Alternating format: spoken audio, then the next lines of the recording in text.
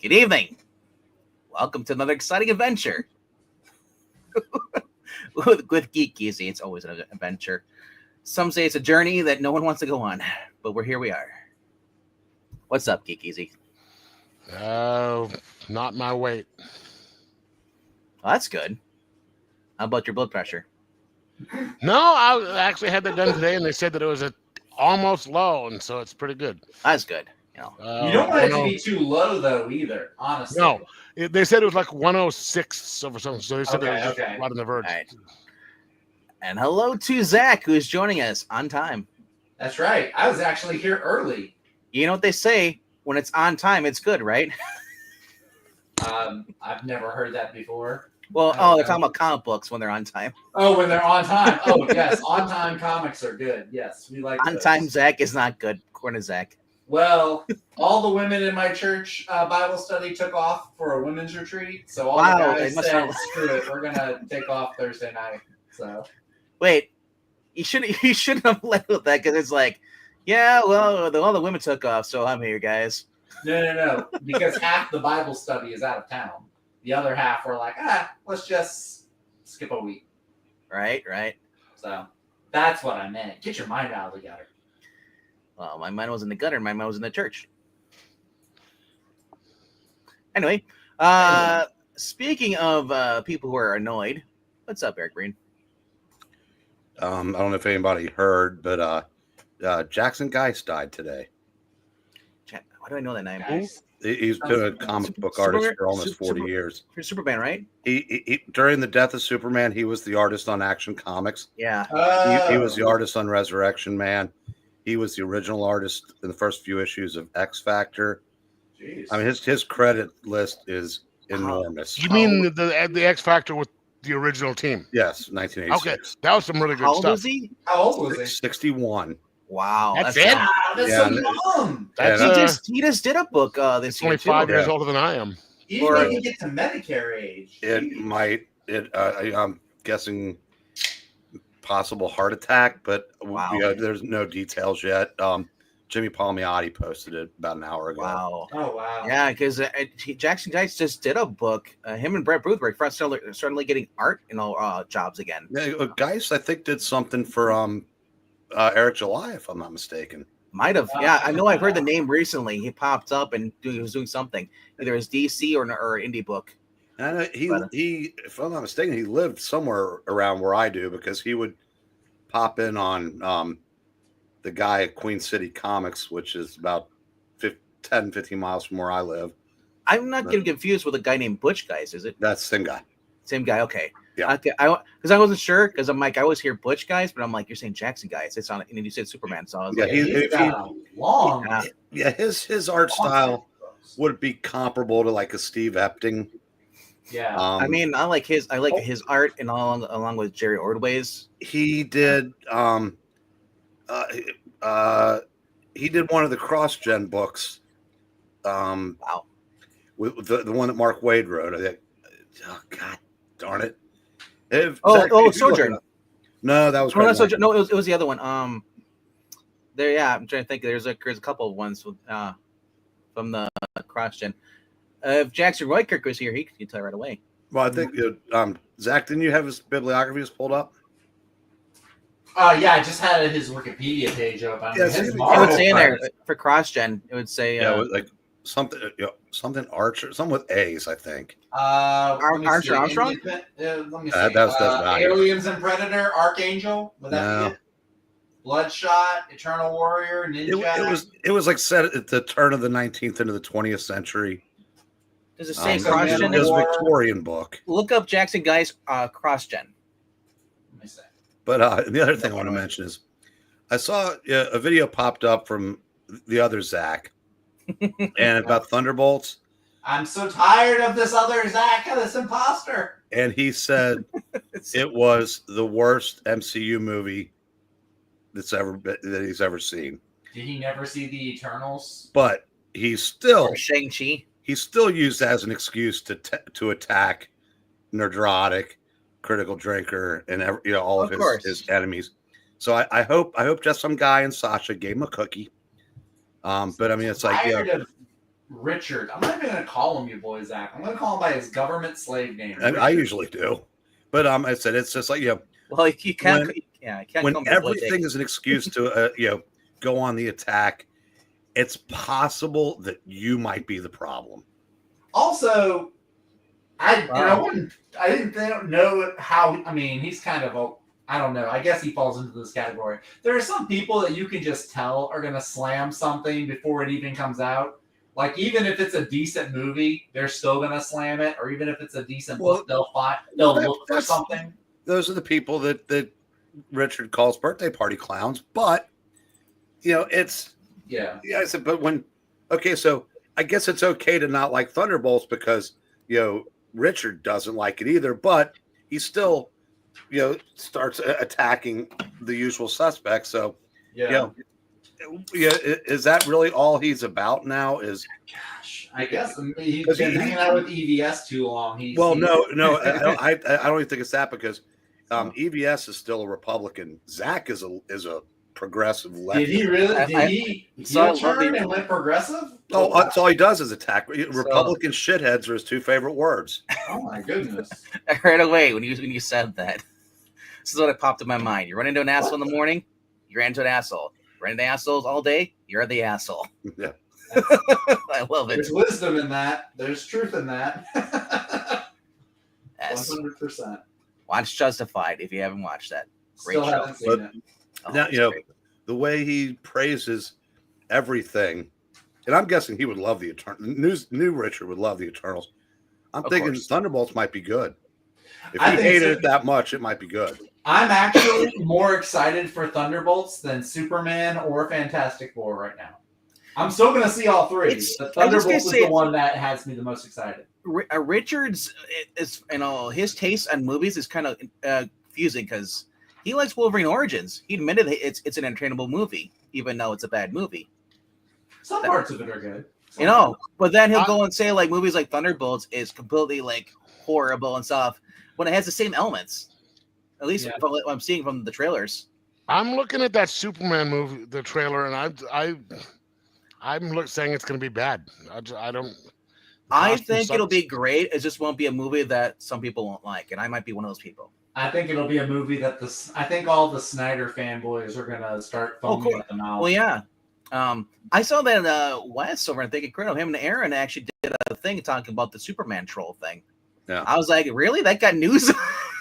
Like, because you mean the fake that fake Facebook post? But as I told Aaron, I said I honestly, well, I'm burned out on superhero movies. So I told him, I wish you all the best luck. I hope it's a great movie for you because the worst thing you're going to do is get hyped up for something and to be let down. And some of you guys are getting up in age, No, no, seriously, no. I said, how long it takes them to keep rebooting? No, just your delivery on that. No, Zach, listen. There's a lot of people who've been waiting all these years to get movies, and then they reboot it. So you're a lot. Dark Side being in a movie. I hear you. Not. I said honestly, there's no insult to Breen or anybody older. Hans, I'm not laughing at what you're saying. I'm laughing at the way you like the delivery, the tone, and the timing that you said it in. I'm just saying, it's like it said. I'm tired about the Spider-Boy reboots and all that stuff. I would have kept him being in like it was with Tobey Maguire in that third movie. Keep them around that same age. Instead, everyone wants to have a 10-year movie plan, so they have to get a really young actor and they have to reboot again. And then when that doesn't work out, guess what? They reboot back to beginning, or they scrap it. It's like it sucks, being a comic book fan and wanting to watch a movie, and I just got burnt out on it. I'd rather just watch an animated movie at this point. At least they're actually the correct age in the comics, Well, I see why they do it because unlike the comic book industry, whose fan base is shrinking, not growing. Yeah. The movie audience isn't shrinking. They're just finding new ways to consume. Yes. So a 10-year plan, it's fine. If some of us that are long in the tooth get left behind, so be it. Because you're ever moving forward, and your audience is going to continuously replenish.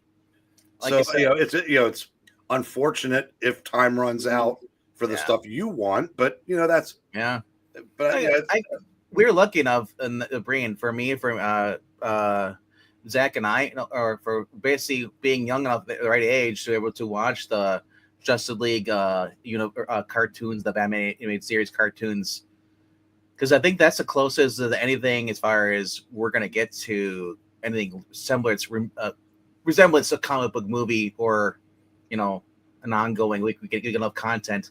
The movies, sure, there'll be a movie random here and there, but if it keeps going the same way it does, like Birds of Prey, it's just, what's the point? The normies may like it, but even I know people who are normies don't even read comic books and they hated Birds of Prey because it was just crap, and it just sucks. So I hope this Superman story. Wait a minute. Let me check with Richard to see if it's okay to criticize that. Well, guess what? I don't listen to Dick. I'm more of a Tim fan. Anyway, so I'm just saying. I'm more on Team Damian right now. I used to hate Damian, but now I love him. Well, that's because Damian was written crap when he was first introduced. He wasn't written crap. He was written as an annoying, obnoxious character. That was part of his character. He was written actually very well, but he's just an obnoxious character. It does come off pretty accurate though for his age. Yeah, absolutely. Arrogant. Yeah, he was taught. Absolutely. He was like the chosen one and all that stuff, trained. Yeah, and he's lesser. Yeah, so I mean, it made sense, but I think when you got some other people who were writing his character, amped it up a little bit too much. But I don't know. Point being is that I said I wish that this Superman movie will be great. Fantastic Four movie, against all odds, I hope it's great. But I mean, there's a track record. I think with James Gunn, you'll have a better track record of getting a good movie. Even though I didn't like the Suicide Squad, the second one, I like the David Ayer. If nothing else, we're also getting a Mission Impossible, a John Wick spinoff, and a Jurassic Park movie. So I'm going to be happy. Also, Mortal Kombat 2. That comes out in the fall. I know what you did last summer, 12 years ago. God, that's annoying. No, I'm sorry, that's annoying. You don't need another one of those. Like I said, I'm excited. Resident Alien's coming back in June. Is it really? Yeah, it's good Fridays. Nice. So very cool. It's your birthday, isn't it? June 6th. Huh? Aren't you June 6th? June 3rd. Third. Okay. I think you're 6th. 3 days off. Sorry, you and Celeste have the same birthday. I couldn't remember it was the 3rd or the 6th. That's right. Show me the book. What are you, Jerry Maguire? Show me the money. Oh, what's up, one sec, dude? Yeah, we'll get in the books in a second. Just want to read last comment. To be fair, back in the day, according to Denny O'Neil, Jason Todd ended up being written as obnoxious little snot, and that's part of why they wanted to bump him off. Yes. Fair. And it makes sense, but also there's also people who didn't like Jason Todd. They don't like Eddie Robbins at all. Yeah, that's why that was the other big problem they had with the stuff. So. All right, let's get in the books. Tim. Tim was the Sarah Lee of Robbins. I know, right? Until he started dressing like her and dating Bernard. Oof. Alrighty then. Oh, hold on a second. All right, so I got books. So I'm glad, because that's kind of why we're here. 9, 10, 12. All right, 15 books this week. Good Lord. 15 books, little 15? Man. Put that stuff in my hand. That's insane. I also got the free comic book days. I have. Oh, that's right. Yeah. You got the free comic book day stuff. Yeah, I got 4 books, y'all. Zach, I'm spending more because a lot. You know this. Whenever it's end of the month and books are delayed, they all get pushed or dropped to the back of the month. Dude, my back of the month was. I've also started picking up more titles than you too, as well. Oh, have you really? Yeah. And Zach, if you think that's insane, wait until you see the stuff that I have. This week's back issue. I'm also saving up for a Nintendo Switch. For Experience of Dr. Fate. I saw that. I actually saw that on the stands. I almost went for it. Yeah. That's cool. So, $6, I don't mind. I'm not gonna pay the $10 for the foil because my shop charges $10 for foils. Yeah. Don't care what it is. You know, I saw at the shop for $15. The giant size Hush 2. The one with the gun. The one nobody likes. I was like, ooh, that's gonna be sitting there for a while. Even a markdown. I also got 2 magazines this week as well. The Vampiress Carmilla annual came out. At my shop, figure out what's going on with the issue 26 because 27 is supposed to come out soon. It was never released, so I don't. Hopefully, that this company is gonna keep staying business. I don't think they're the ones in trouble. I think it's the Diamond. Yeah. Shit. Well, Diamond, according to West, they're being sued by they got sued. From what I heard, Diamond's being sued by a lot of people. Yeah. Well, the company Alliance Games Alliance. Apparently, there was a scandal about the placing the bid for the stuff, and they were outbidded by Diamond. Put in a false bid somewhere, and then so they had to sue. And then they said, and after they won the court case, the Alliance said, "Fuck you, we don't want your business." Good. That's who we use in the record business, and they are atrocious. Yeah. So this came out this week, the new magazine, Savage Sword of the Conan. Did not get a chance to read it, but this is issue 8. It has Culver, Burnham, Kennedy, Ruby, Zub. That cover sort of looks like that famous X-Men cover with Wolverine. Yeah. There's 2 different covers, or else I have cover A, and then there's a cover B. But I like this because look at the back cover. I love the art on this, man. These books. It's in black and white, but like I said, the art here is pretty much breathtaking. Oh. So it's getting punched in the stomach. That's kind of anime-ish a little bit too for some of this. So, what's that?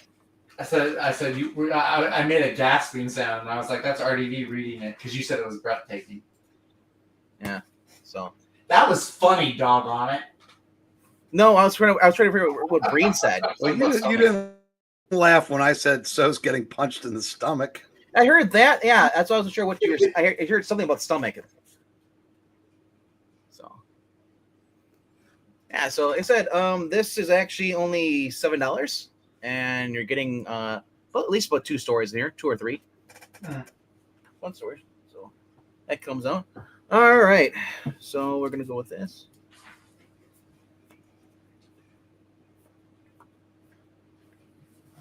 Number 15. Didn't get a chance to read this. But this is the new Wacky Races through Dynamite. Writer Ivan Cohen, Mario Benitez Chapo is artist. So getting art looks good in this.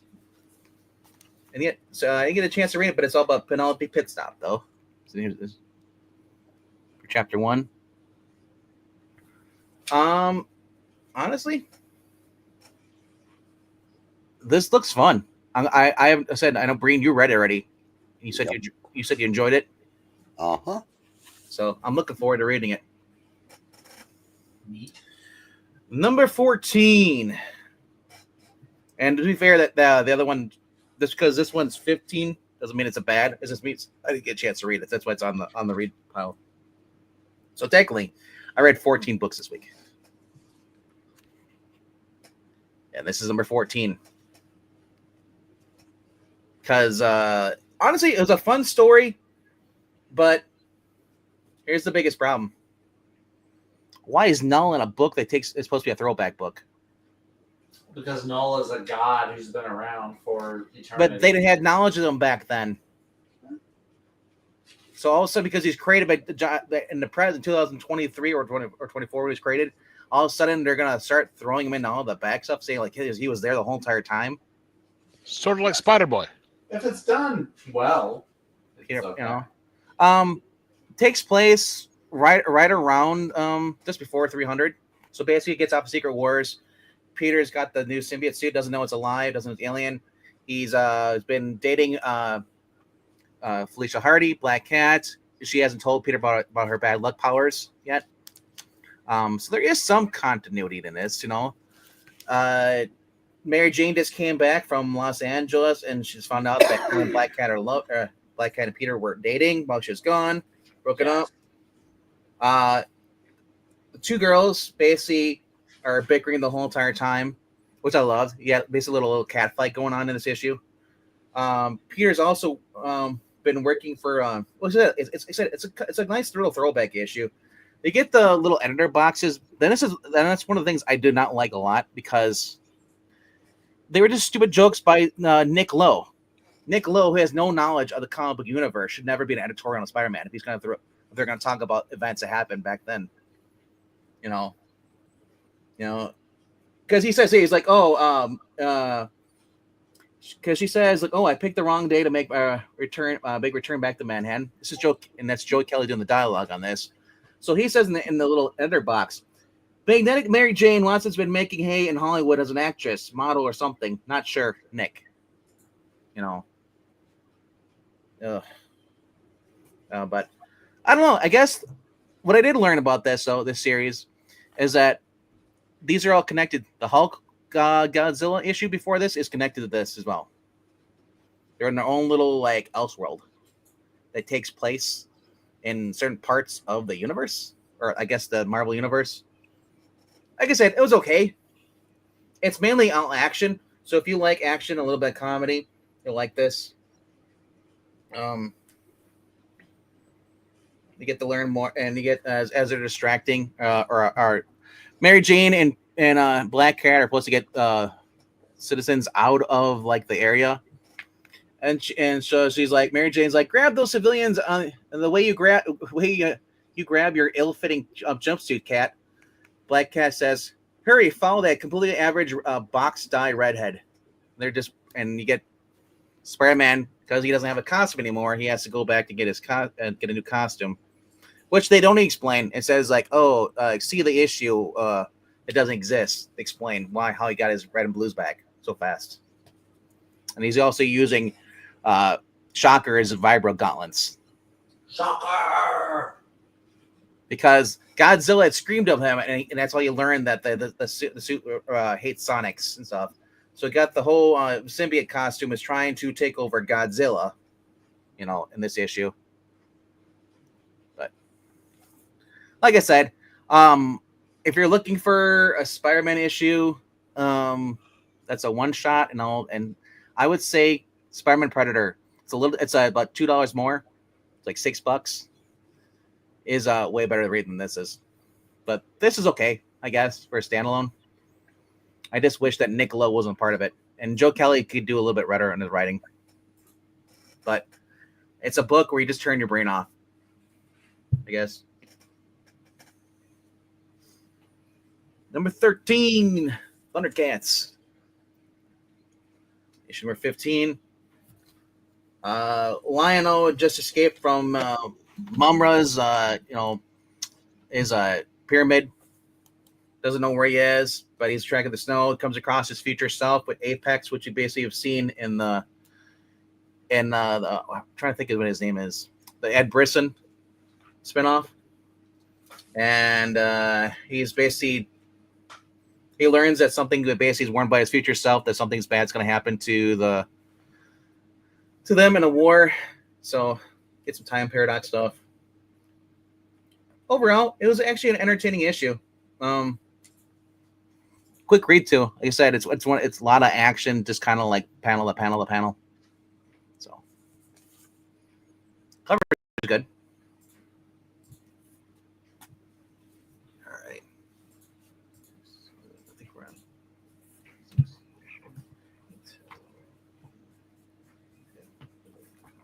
number 12 is Xenoscope released this yesterday.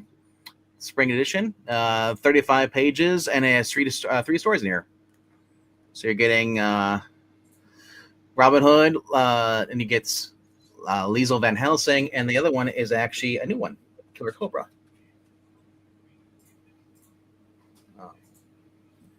Let's see some of that art. Killer Cobra is actually a new book that it's supposed to be released in later on, but I end up getting the new issue early. So that is actually my number, I believe, 12, right? I can't count anymore. 1, 2, 3, 10, 11. So actually, it's my number 11. I'm sorry. And this is the B cover. So figure Every once in a while, I'll get some cheesecake. No, I'm But disgusted by that. oh, you gotta look at it twice, every single inch of it twice. The snake's happy. Yeah, no No duh. symbolism there. So, Killer Cobra, The Hunt Begins, part 1 of 3. 3-issue little miniseries. Think of Iron Fist, but he hunts down cryptids.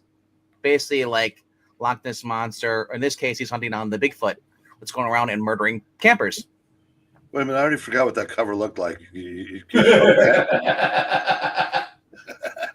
There you go. Every single inch of it.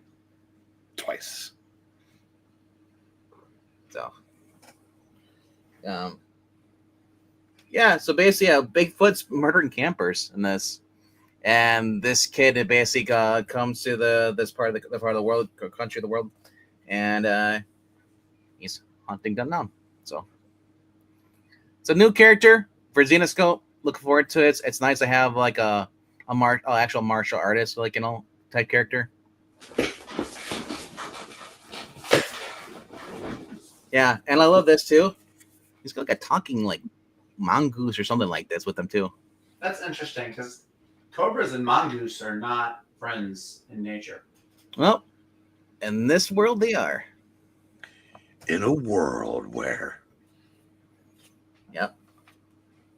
Yeah, this is costume. We get the Indiana Jones thing too. I love that. Whenever they show that. Yep. I heard that. I heard you, Lump.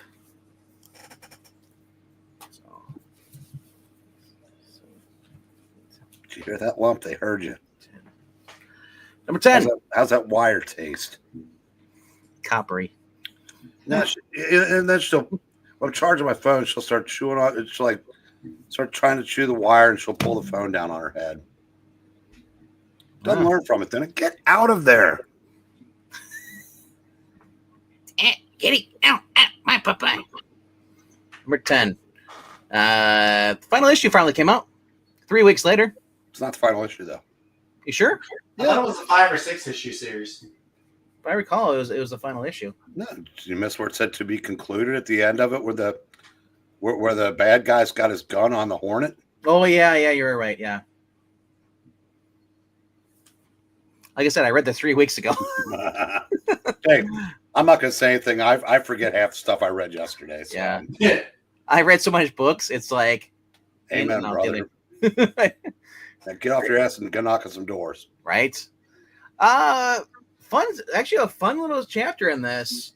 You got Miss Fury, who's also her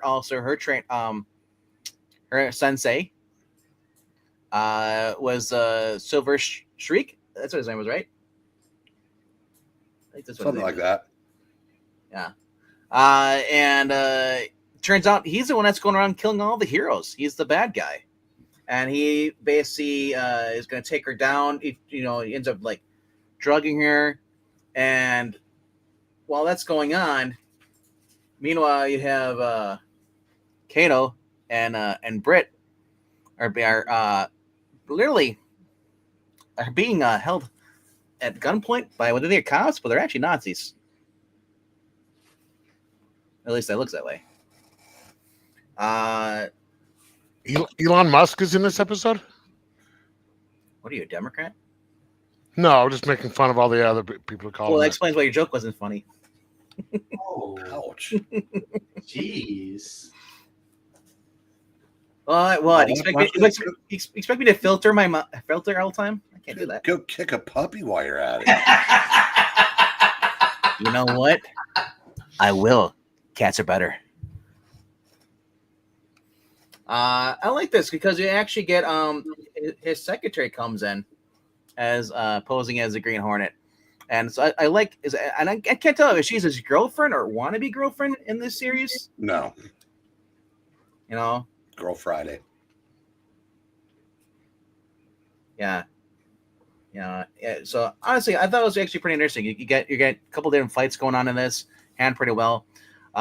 Good series, and I hope they get to see more of Miss Fury or Catwoman, whatever she's called. All right. All right, so we're on number 9 now.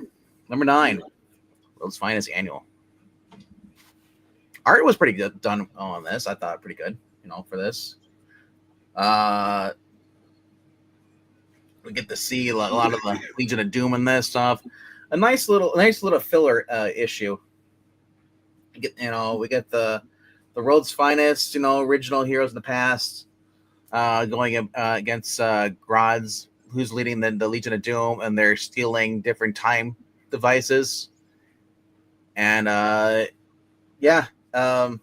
Robin ends up being displaced at the end and ends up in the future next to Dick Grayson and Batman. And that's kind of leaves it on that. But overall, I thought it was pretty well done. A lot of the characters get their own time to shine in this, which I thought was actually kind of nice. Kind of reminds me actually of remember we watched the Justice League cartoons back in the day, Zach? And I watched them 2 weeks ago. What are you talking about? Yeah. Do you remember when they fought against the Injustice gang, whatever, and and then you have they each get to square off in different groups fighting? Yeah. I thought those were really cool. So you had teams fighting against other villains, and they split up, and you get Plastic Man coming in here too, and it was actually kind of nice how they actually handled this. One thing I like though is that Batman carries an antidote for the fear toxin, so he basically has the EpiPen. so the Scarecrow's stuff does work against him. So, and then we get Green Lantern coming in and everything. It just like I said, it was actually a high action basis of plot. Grodd pretty much being showing up Luthor in this, which I don't know I like that much. Grodd is smart, but I also remember that Grodd's got future knowledge. I'm surprised that Luthor hasn't betrayed him yet. That always seemed to be a plot point because Luthor thinks he's the smartest and has and does not follow orders. Then we get the backup story in the back here with John Stewart, talking about his sister who's not dead and blah blah, and just I don't care. It was just a waste of pages that could have had more story for the first one, or something else in there, or not at all in the book. Could have been $1 cheaper. Yeah, right. Yeah. So okay.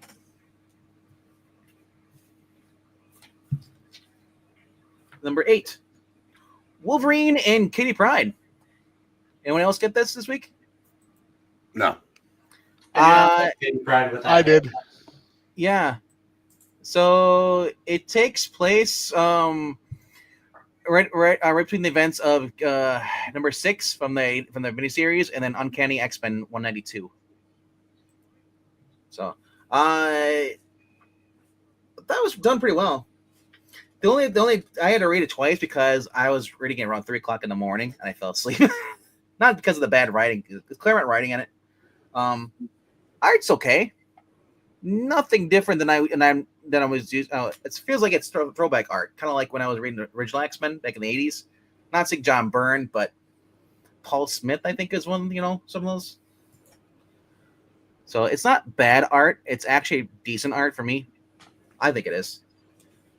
But literally it continues on the story, and you have she's being trained, Kitty Pryde, with her short haircut, which I forgot that she had one. She had the pixie. I don't like, dude. That looks like a dude. I'm sorry. That looks like a 14-year-old boy. There's a reason why it was cut, and this takes place right after the original series, and it hadn't had time to go back. Yeah, it's not a statement. No, it's not.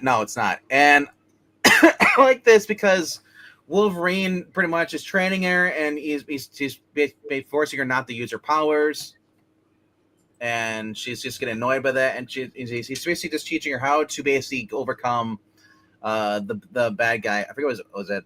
What was his name? There's the O. The demon. Ogion, I think it was pronounced. Ogun or something like that. Yeah, Ogun. Because he originally was controlling her, so she had mental blocks or locks in her place to control her conditioning. So Wolverine's pushing her so that she can overcome them, and that way she's able to use her own powers for her while she's making her own decisions, her own strategies. Honestly, I thought it was pretty good though for this. Yeah, I just didn't want this crap in the middle. Kevin Smith, Al Ewing, Chip Zdarsky, ugh. No. Yeah, I don't know where this is going though, but I did like, Kitty Pryde. She's been also going to school too, because she basically wants to she's tired of being a weapon and all that stuff, and it's like a superhero. She wants time to be a teenager. So Wolverine's made a deal with her. You train with me, and I'll let you also be a teenager too, go to school and have friends.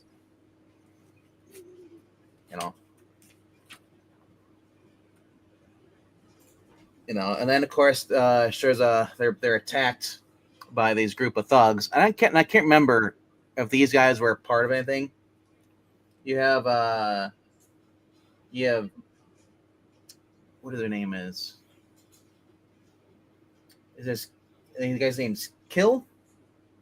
Or and then you have what was the other guy in here too? Not Trapster, but can't remember what their names are. I think they're from the original miniseries, weren't they? Or the X-Men? Or these new guys?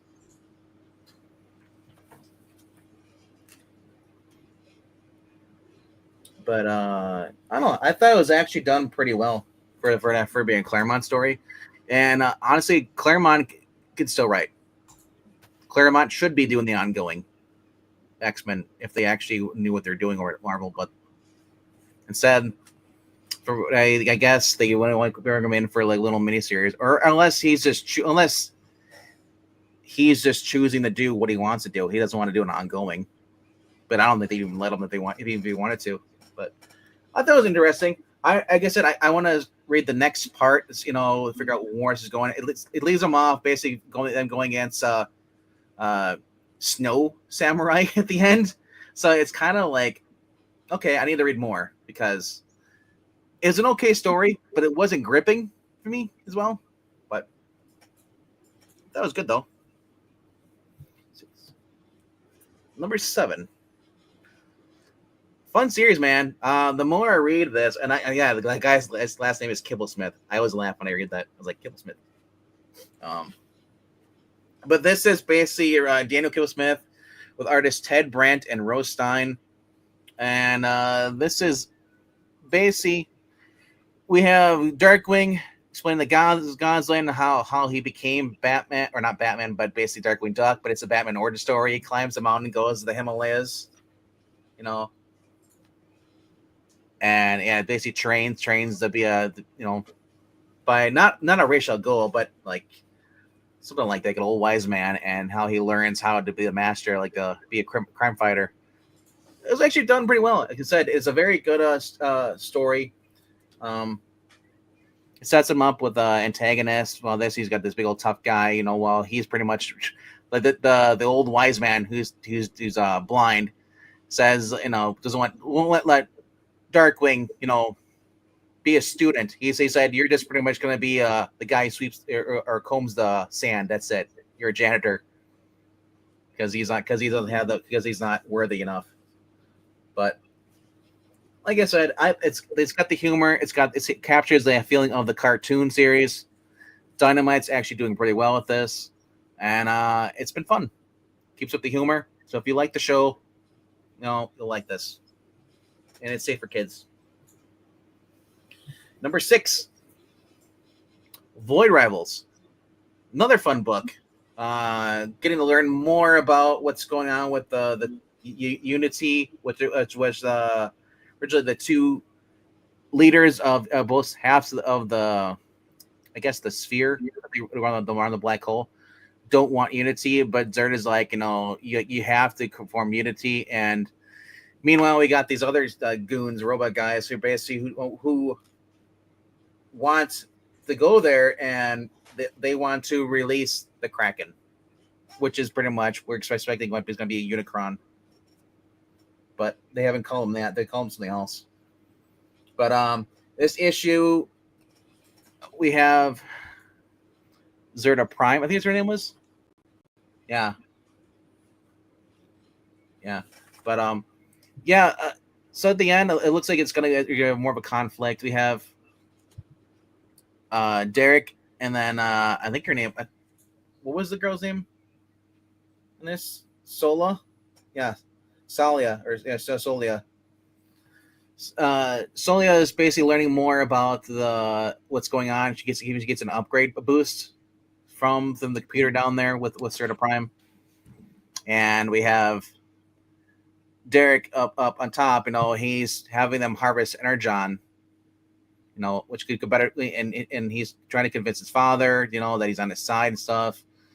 Meanwhile, we have the guy who was the ruler that was on Solia's half of her side of the sphere, who basically is being weaponized by, I guess we call the Secret Order, whatever, the Holy Order record, the nuns, whatever, and then they're gonna have him turn him into a warrior, and like they don't want unity, they're up against it.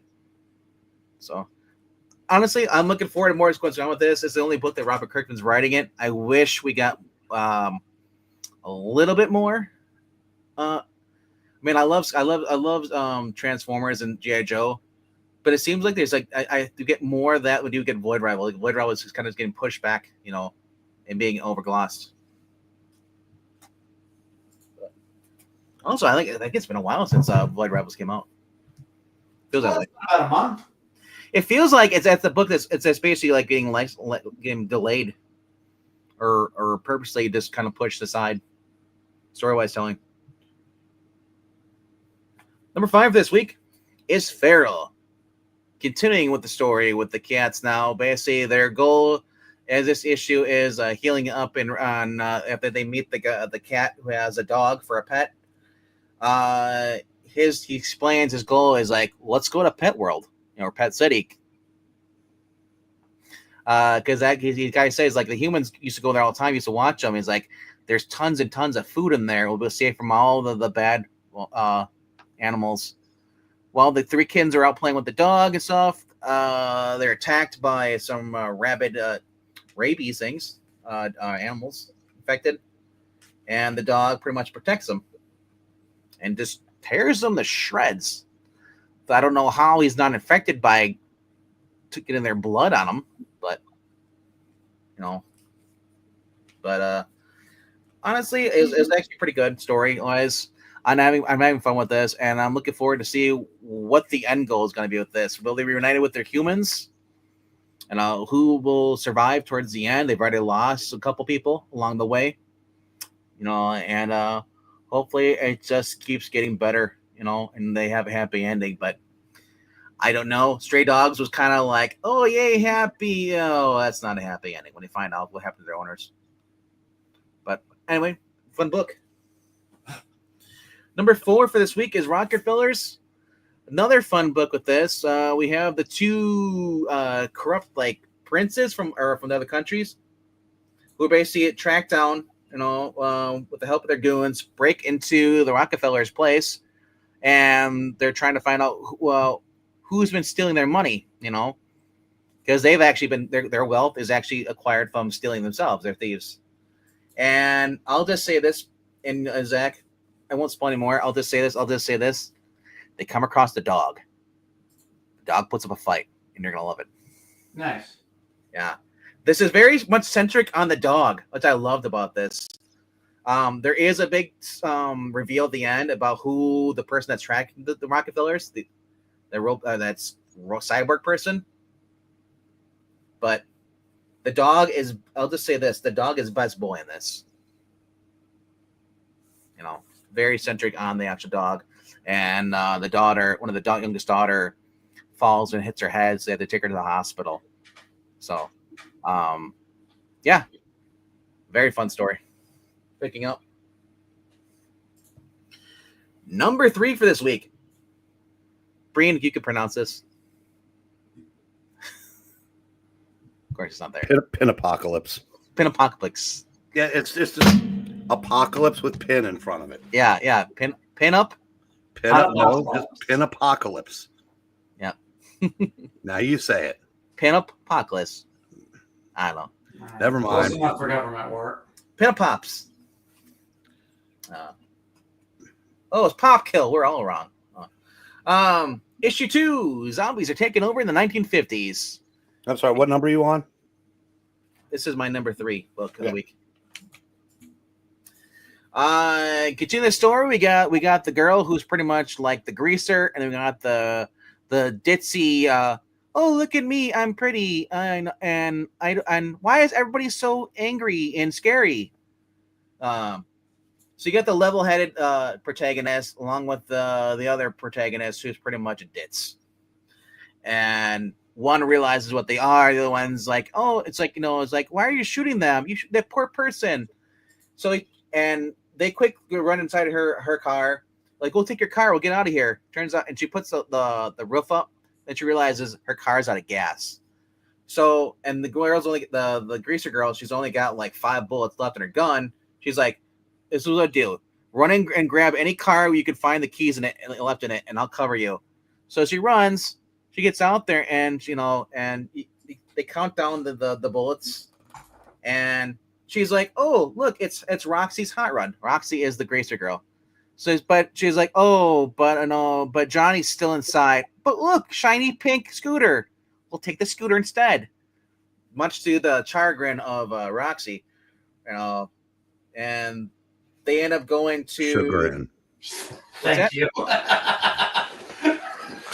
It's pronounced you know chagrin. what? I call it chagrin. I was Just like homage. resisting saying anything. Yeah. Thank you, Jeff. We appreciate you. Well, much to our chagrin, he's going to continue saying it that way. So getting back to my Do you like your grins baked or charred? getting back to my review.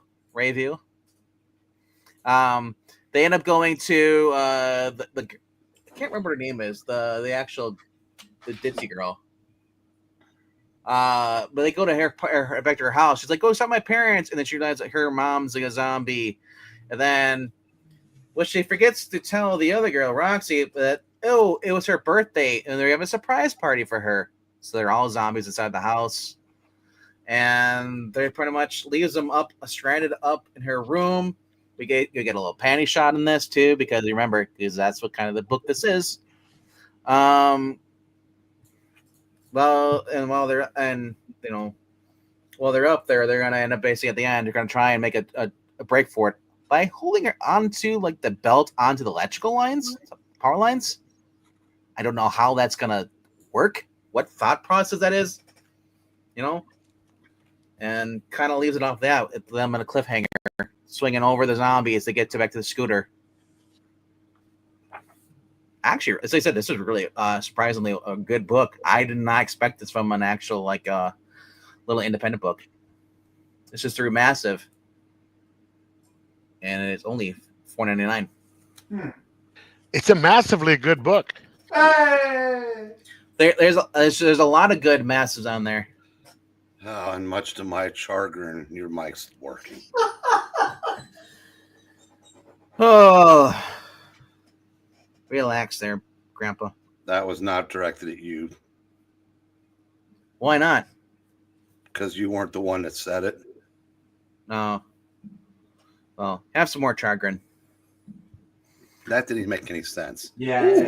I wasn't trying to make Detroit- sense at that point. Detroit took the lead. Yeah, number 2. And I was just reading the comments. Lump, why can't you skateboard? What? Marani was talking about a skateboarding cat.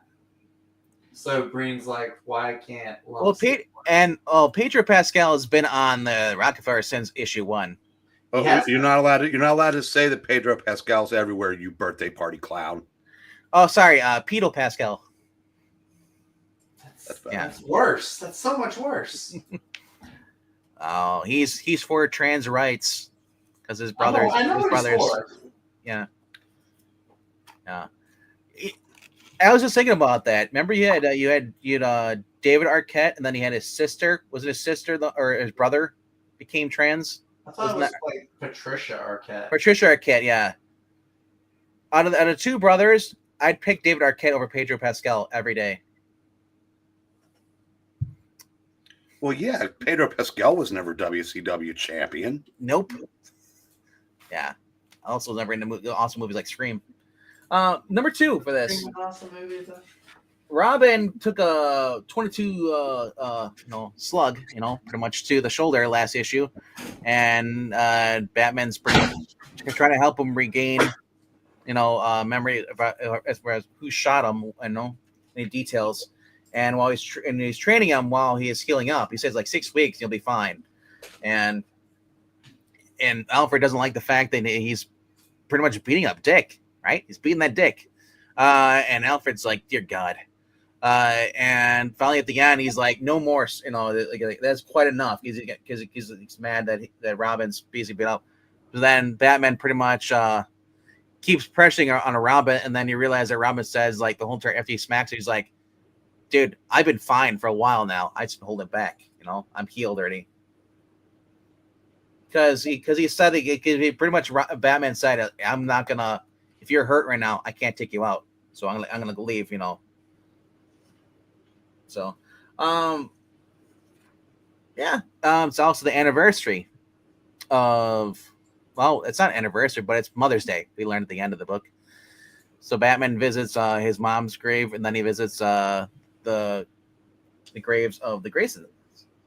But the main story of this is basically going round circle back to basically the first Long Halloween when Bruce was under the spell of Poison Ivy. It turns out Poison Ivy has Catwoman under the spell, and they're the ones that took Mario Falcone. And the art, Dave Johnson, never heard of this guy before, but the art was actually really good in this. I like this, the art. We get Batman versus Catwoman in this. We also get Robin doing detective work as well. Somebody ends up shooting Poison Ivy. She's trying to get away with the loot, but then we find out there's a second holiday that shoots at. Well, we find out that this fake holiday has been the Calendar Man. So he might be the second shooter with the JFK assassination too. I thought fake holiday was Kwanzaa Ojimajefo. No, fake holiday is in February. Back when Justin Guy was good. That's what he called the guy from Black Mask Comics. Call him fake holiday? Yeah. Yeah. So it's a call back to basically when Harvey said that there's more than one killer or more than one holiday. It said like it's all tying back into the very first series. Looking forward to this. See what's going on, and we finally get some closure where Robin or Dick Grayson finally goes to visit his parents' grave, and he says like he's like a nice because he noticed that Bruce left the yellow rose there. He said nice touch, Bruce, yellow like my cape. And he said, Robin says, I couldn't come to see you until I was sure I have a new life. It's hard, but if anyone has taught me to believe myself, it was you. I am Robin now, Batman's partner, but I'll always be your son. And it's Mother's Day, the rose. A lot different than when we're getting with the Hush story. I like this. It was actually a really good book. So a good comeback issue then for you. Yes. The last one just kind of felt like I don't know, fillerish. The plot reveal as far as if there's a second holiday killer, it'll kind of intrigue my interest again. Because I had no idea where they're going with it. But number 1 issue this week. Very well, I don't know if Zach is. I'm gonna mute for this one because I was just saying avoid the internet too. Avoid the internet. Okay. Everyone's revealed as far as who Mysterio is and everything. I'm turning this down right now. Yeah, right. Zach, real quickly. Zach. You already muted. Oh, I was gonna give him a hand signal so I know he knows when I'm done. I was really surprised by this issue. But anyway, all right. Let me put this up here, in case. But I'm sure most people have already know about this. He's muting, but I'm going to show the inside of the book, though, so I hope he closes his eyes, too. So everybody who has been reading this series, we were shocked by the death of Harry Osborn about 2 issues ago. and we're like, and we know that Mysterio is involved, and we're all hoping like, okay, this isn't like we're not gonna have where they get the death Harry Osborn, and that's it for the character because his bond with Peter Parker has just been awesome in this series. It's something that's been missing from the Amazing Spider-Man series. I don't want Norman with Peter being best friends. Harry and Peter being friends in this series, it just works better. It worked better than the original Amazing Spider-Man cartoon comic books. And they did Harry dirty in the original. But so we have Gwen pretty much, back in April. She's ironically when the last issue came out when he died, I think it was in April, was it March? But anyway, we get to learn about her relationship, how she first met Harry Osborn, and she found that they like each other. They end up getting married, a little honeymoon. We get to learn more about her father, George Stacy, first appearance for this. So this is a key issue if you're collecting these, We get to learn more about Mysterio and how there's a secret order of Mysterios. And you know where I'm going with this. So after she joined the order, joined all this stuff, the whole thing of Mysterios, they believe that there's two worlds. The world is what the media and everything tells them what it is, but then there's actually the secret world, what they had before, that no one's allowed to mention, or they disappear. And so they're basically they're the conspiracy theories. They're the MAGA people who don't like the Big Brother. So as this goes on, it shows more about the relationship between Harry and his wife Gwen. She even gets a book for Christmas. Their first Christmas together, a book which I thought originally was like, I thought that was Robbie Robertson, but it's actually a book by Jericho Drum. Is that a character in Marvel? Brother Voodoo. That's my other thought. And he talks about how there is two worlds. There's the world they're not allowed to talk about. And Gwen points out, it's like, conspiracy. Do you know what this book is about? It suggests that the world has two timelines. The one we're currently living in and the one we're supposed to be living in. It's about tachyon particles and temporal echoes, not flat earths and chemtrails. It's the reason you can't find this book anymore. Aren't they kind of intimating that there's the two worlds, like the one that would have been were it not for the Maker? Yes. I'm guessing. Yes. Yeah, hopefully they don't go too deep into it in this book. So what it sounds like, they're saying their world would have been 616 normal. Instead, we got stuck with the crap. Or it would have been the old Ultimate Universe or a new Ultimate Universe, but we're getting an Ultimate Universe. I take it as a dig at what's currently happening to me in Marvel. No, I got it that it was supposed to that it's referring to, it should have been the original Ultimates. The Maker screwed with that. It should have been the original Ultimates. So the Maker did screw with everything, but we don't know if this would have been a copy of 616 or if it would have been the original Ultimate Universe. Yeah, we don't kind of know. like that. But I'm going with the fact that this could be a big FU as far as, hey, we could have had a good actual universe, but the Maker came in and decided we don't like the universe. Let's change it. Well, the Maker did manipulate. Remember, he stopped the spider from biting Peter. Yeah. He kept other people from becoming superheroes because he wanted to create the world in his image. So I'm guessing it has more to do with Maker than the Maker. No, but I mean, I look at it as a metaphor as far as what happens when writers decide or publishers decide they want to basically erase what was before and create something new, all different. Well, they just gave Jonathan Hickman a giant assignment, so I doubt if he would be taking shots at him like that. Well, do you think they're smart enough to even recognize that? Not Nick Lowe, but yeah. Well, I don't think this is who's Nick Lowe on this. I don't know. No, because this is a good book. Yeah, exactly. So we get to learn about basically, she finally learns, back then when Harry dies, that these she's been trailed, and she learns, and Otto reveals that he's been tracking her, and he's like, "You've been doing some questionable things." So she'll her inner monologue or she has like an inner voice, I guess, in here, and it tells her he's getting too close, get rid of him. So she fires him. So now Otto's fired. will this make Otto Octavius a villain? I don't know. I think this series continues to zig when you expect it to zag. Yeah. So I'm guessing that it'll be revealed eventually that she did that to protect him. Yeah. So she was the Mysterio that saved Harry and made it look like he was killed. And like I said, huge spoiler. After they're talking, and she's like, and Craven is pissed off, and all the fact, that this Mysterio interfered, and no more Craven.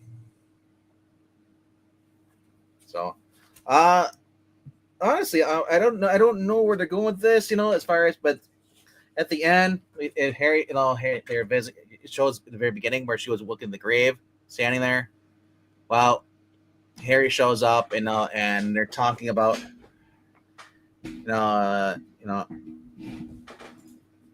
It's like you want to know, why didn't you tell me? And she goes, as I was raised in this, and it's been part of my life longer than than you have. I thought I could keep it separate, but I could have. Not if you keep lying in a way. He says, if you're going to keep being secretive, Glenn, that's not going to work. She's like, I'm Mysterio, Harry, and secretive is just another word for mysterious. That's who I am. And so she's like, okay. Well, she talks to Harry. She's like, well, so what's next? And Harry says, now we take the fight to them, we win. I thought this is pretty damn good. I like this. So, for being, people are talking about, oh, this book isn't that great. It's it's called board drama stuff. So people were in on this. I thought this was a damn good issue. I think the people who say that are 616 fans. They like the original stuff. Yes, yeah. They want more action. They don't want just all talking. So that's why they don't like it. So, all right, and we'll bring Zach in, or whoever wants to. Hold on. And let's let Jeff go first, and Zach can see Jeff on and know it's safe to come back. Yep. Or is he here? No. Okay, I've got. How do you want to do this? Do you want me to just do my stuff this week and then my comic book haul from Comic-Con later, or just all together? How much do you have? All at once. That's what Vinkman does. Yeah. Okay, because I've got quite a bit. But like I said, I don't have time limit. If you have to go because your knee afterwards, go ahead. I'm good. I'm good at them. Yeah, okay, so I've got 14 for this week. And that's just the new stuff. Okay, so number 14, Kill Train. I didn't read that because I haven't read I need to reread the first two. Because I think the second one, it was late and stuff like that. So I just need to go back and reread so I can be up to date. 13, Kitty Pryde number 1. I forgot that she had an outfit like that. I remember reading that. I got the miniseries back in the day. I just don't remember much of it, and I wasn't digging this one too much. There's a lot of exposition, a lot of dialogue talking. Then question number 6. I didn't even read it. I think it was the last issue, so I just got it because I needed to have might as well have all 6. Makes it easier to sell. Yeah, since I already got the first 5. Yeah, boom. Then I have 14, 13, 12. I think this is like 11. I picked up the first one of this, and it was pretty good, but this one is not. I don't know if you remember this, but it takes place up here. There was a guy who was a streamer who was climbing Mount Denali. It's Mount McKinley, by the way. And he falls into a thing, disappears. And then his girlfriend tries to come up to Anchorage and wants to try and find him. She goes looking for him and then meets this one lady, and they start getting attacked. And this takes place where they're getting attacked by these people, and they need to go try and find some people. That's right. There's pyramids in Alaska. Yes, so supposedly, there's a, but this is the Dark Pyramid, and um, you know, so there's a little bit of history on here and all that. But then they try and make it to this place in base camp where there's a kind of a party going on, and I can't even tell if this person right here is supposed to be a man or a woman, but I think it's a girl. Very, But very butch lesbian. yeah, and it sounds like that because she actually supposedly sleeps with half hairhead person right there, who's the person they're looking for, and then they get attacked and all that. It just wasn't good. So I will not be getting into Wait. She slept with the other girl and then they got attacked for it. No, they had been going back. Had a relationship beforehand, and then she started going all conspiracy theorists. So the girl dumped her, and then they got attacked while they're at this place. She went MAGA. That's why she dumped her. Yes. And then next is Detective Comics Annual #1. It's written by Al Ewing, and it started out really well. Started out really good because it is a kind of a closed door mystery. Batman gets this. His computers is set up to hear some sort of a like music or some tone. No, I won't. I'm okay. And so he gets this thing. There's another billionaire who locks himself into this. His safe room and all that, and then was in there for weeks and then dies. And so there's a Morse code that says "Batman, come get me" or something like that. And it takes him 20 minutes to get into this guy's thing, and he finds him dead. And there's written on the wall, it says, "Batman, do not solve my murder." This is Batman and Robin? It's just Batman. Oh. And so, the first little bit of it is him trying to figure out what happened in there. And then he finds a book. This is How to End the Universe. And he's like, I've got to go to London. And once he gets to London, it just starts going all weird and off the hilt, and kind of went down and got really, really wordy, and just have you ever heard of the stuff where they say observational stuff where if you observe something, it alters it? You know what I'm talking about? Not at all. It's some sort of like a physics or string theory type thing. That's above my pay grade. Yeah, and they're talking about that stuff. I've heard of that stuff before, but it was just Cheese? Jeez. String theory? Yes. Observational habit or informant? Rolk, #3. It's them continuing to try and escape from imprisonment. Thunderbolt Ross, Machine Man, Deathlock, trying to escape, and they need Thunderbolt cannot turn into Red Hulk because he's expended his energy. So there's a like some sort of nuclear plant close by that they need to get to, and it's just them fighting so they can get to that. And it was okay. And then they deal with Emperor Doom, Sorcerer Supreme Doom. Next is this. You went over it. I found it just as boring as you did. It was just way too much. It was like, oh, this. It's just like, David, come on, just. Now we're getting into the things that are good. 2, 3. So #5, Something is Killing the Children, #41.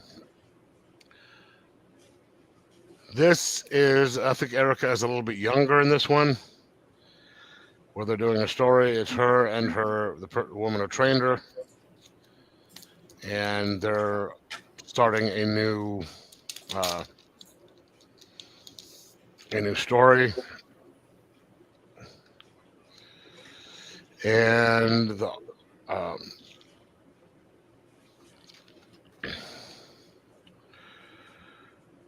and she's dealing with the woman who eventually,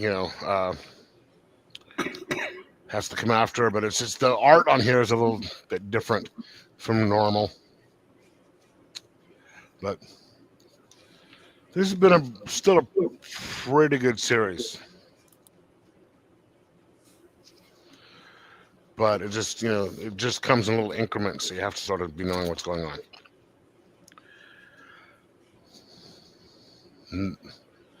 Number 4. This was an impulse buy, which I happen to really like. I mean, yeah, The Slasher's Apprentice. It is by Mad Cave, a guy by the name of Justin Richards. And it's co-creators Justin Richards and Val Harrison. Justin Richards is the writer and Val Harrison is the artist. There's a lot of these true crime podcasts, right? Well, there's a true crime podcast, and she's sitting there talking about a couple different things, and then there is a case, and then you see there's a big, really famous case that's been going on for like 50 years. There's a serial killer who's been going on for 50 years and killing somebody, and she's looking into it. And as you can see what she's doing as she goes along, and she's trying to find the person, and at the end she does, and it says, "Would you like to have me as your apprentice?" So she was looking for the person just to become the apprentice of this serial killer who's been doing stuff for 50 years. Wacky. Huh? Wacky. Yes. And 3. Loved it.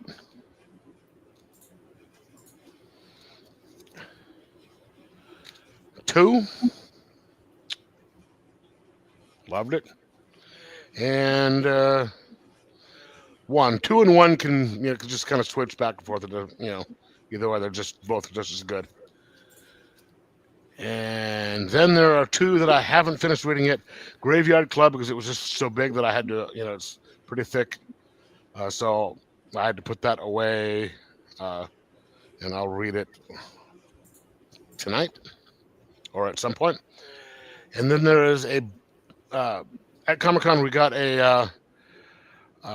one of the things they gave that was in our VIP bag was a thing for 20% off any book at Bosco's, which is my shop. And so I found something that I saw up on the shelf, and I decided to get it. It says Tower of Shadows, number 1. It is what was it, 10 issues, Bryn? 8 or 9 before it changed. The title changed to Beware or something. Yeah. And so I got it. And then it's a nice little hardback, and it's really nice piece of work. And then it's got the typical, it's got the table of contents and stuff like that in there. A nice little breakdown by Dr. Michael Dean. I don't know if anyone knows who that is. Going over each piece of the history of the book and all the different pieces in there.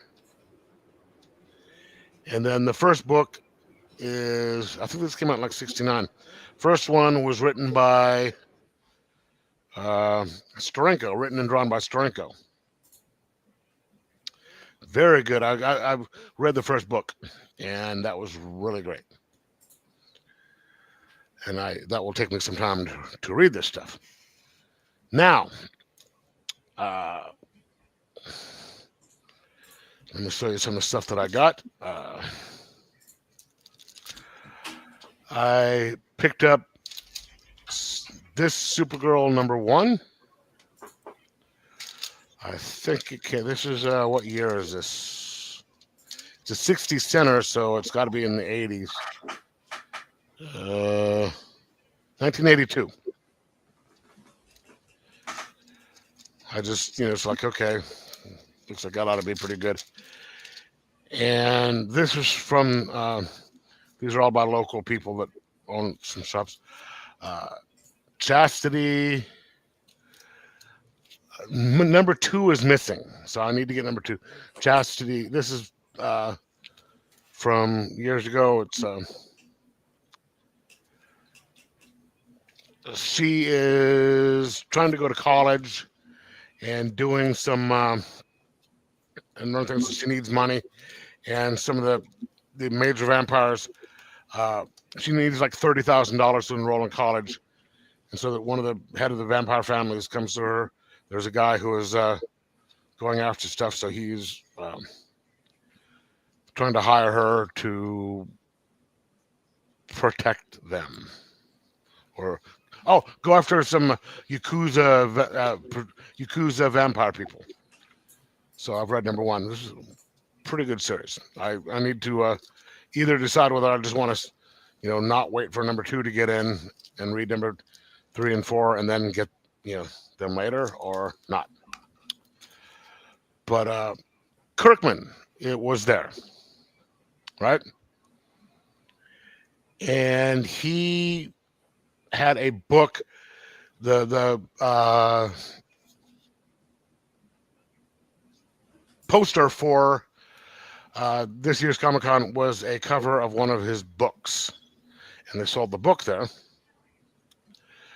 So I got this as Final Boss, I think number 3. So I bought the book and got him to sign it. It's great. I think I'll show you the poster here in a second. I think these are all Kirkman, except for Lobos. These two were from a friend of mine that I bought these things. A Moon Knight number 30 variant condition, signed by Kirkham. Speaking of Amazing Spider-Man, the Ultimate Spider-Man, got those. And Lobos was there. I really liked this cover, and then I realized who wrote it after I bought it. But Wonder Woman #4 variant, and got it signed by him.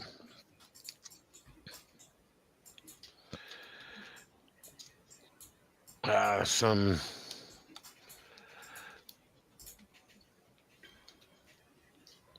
back issues of stuff that I got all at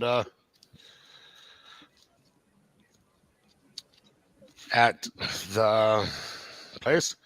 First off, Kirkham, he had this thing called Screwed. It was like a 4 to 6 part miniseries they did, and they have the trade back there. Screwed, Second Chance. So I bought that and had him sign it for me. Pretty good so far. Let's get that one later. And then I got some Firestorms. I got Theory of Firestorm number 38, 39, 41, 45, 46, and 37. But I decided to ask him if he could do a what do you call those things? A remar. And he said, "Do you ever think I could do it on?" And I said, "Okay, just do one of Firestorm." So I got him to do one on the cover. I don't intend to sell these anyway, so I got a remar. And these are all. And the back issues is stuff that I got, which was the main things I was looking for, is Secrets of the Haunted House 41.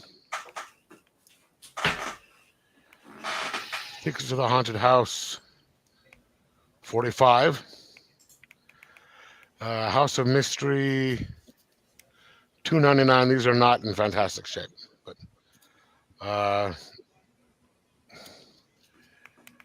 House of Mystery 304, 310, 311, 313. And I accidentally got two 313s. 315, 16,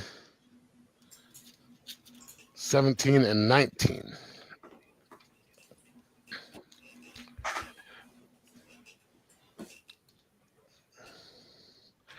Then I got some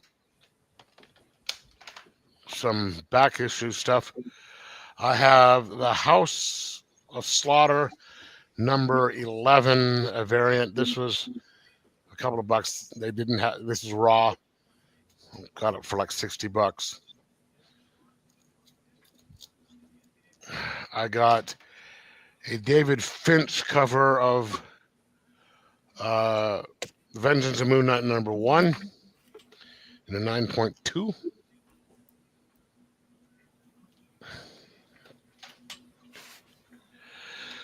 Excuse me. Batman Urban Legends number 6. And I just really love this cover.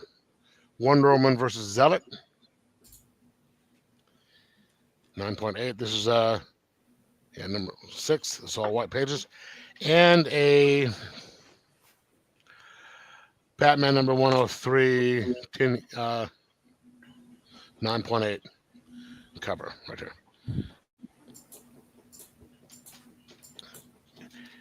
Then, of course, there's certain people we had to meet there. And Diedrich Bader. He says, so nice to meet you. What is his name? Jesus Christ. Patrick Warburton. Voice of Joe Swanson and Family Guy. He was also in Ted 2, and all that. Nice. And of course, Jay from Jay and Silent Bob.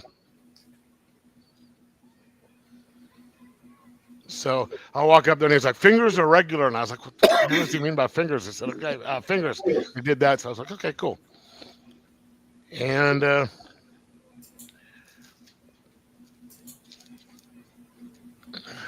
this is a print by Lobos.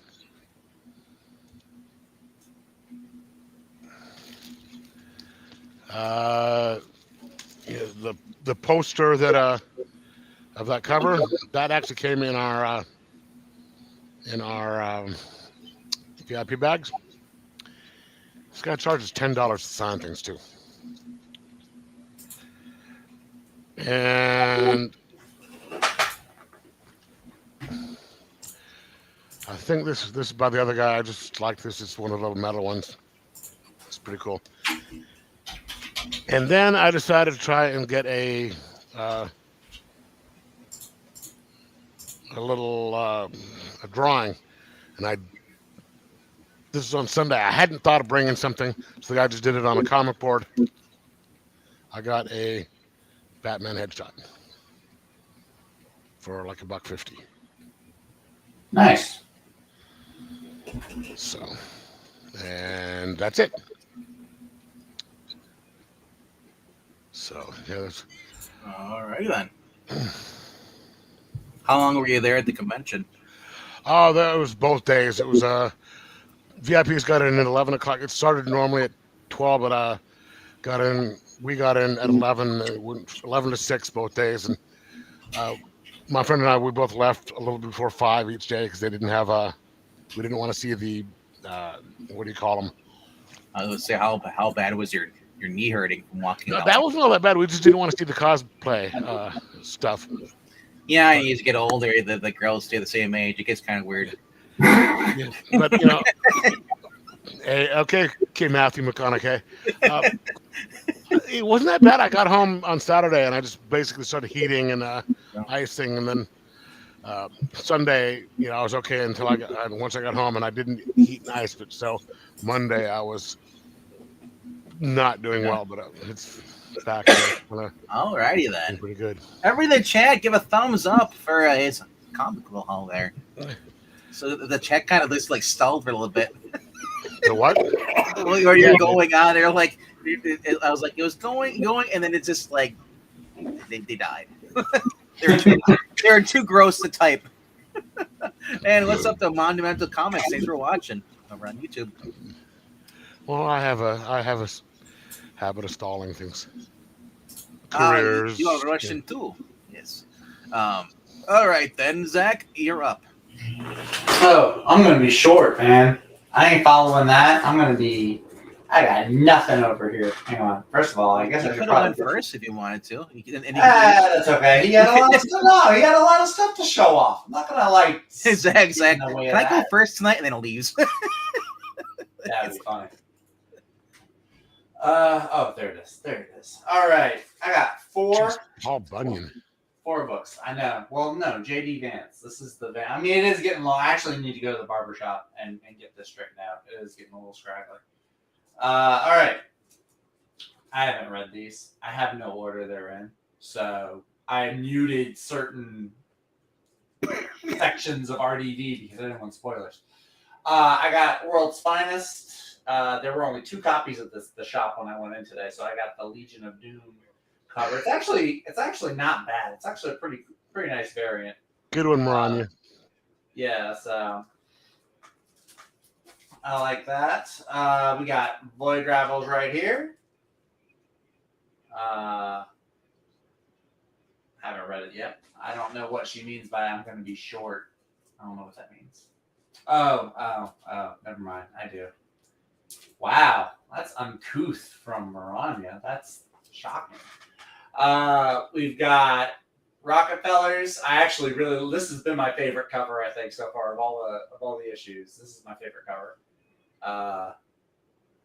It's really funny. I really like it. So yeah, got that. And then of course I got Ultimate Spider-Man number 16. I'm gonna read that either later tonight or tomorrow. That'll be the first book I read. So da-da-da-da-da-da. That's all I got.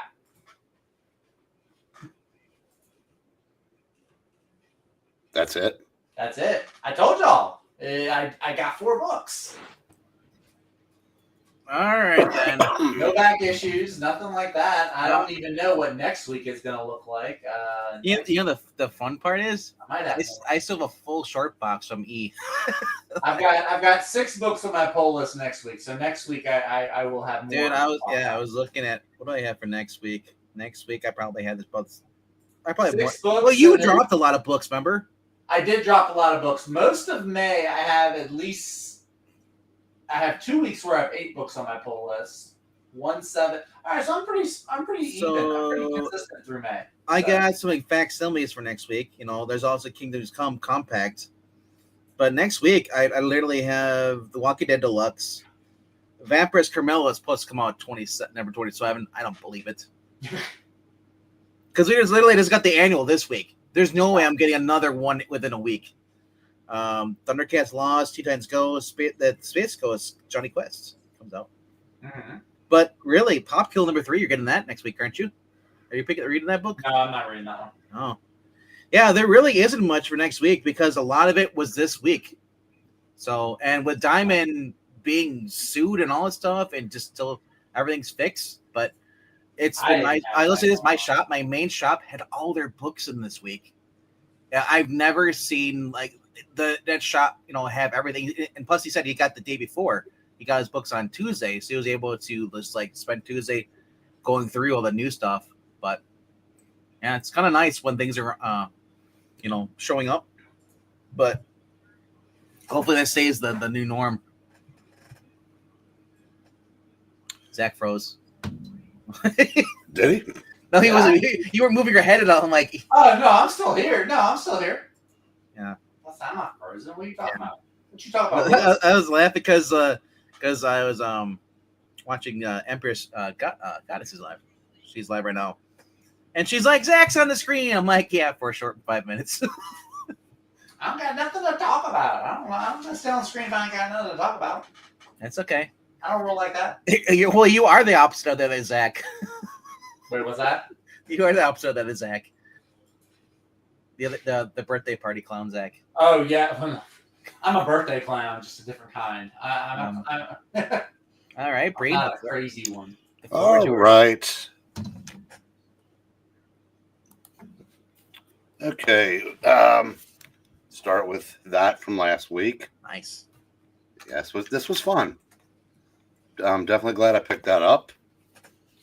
Number 9, Kill Train. The quest to survive to get through all the cars alive continues, and she runs into her husband with another woman, and they're there to kill her. Yes. Wow. And, she overcomes that.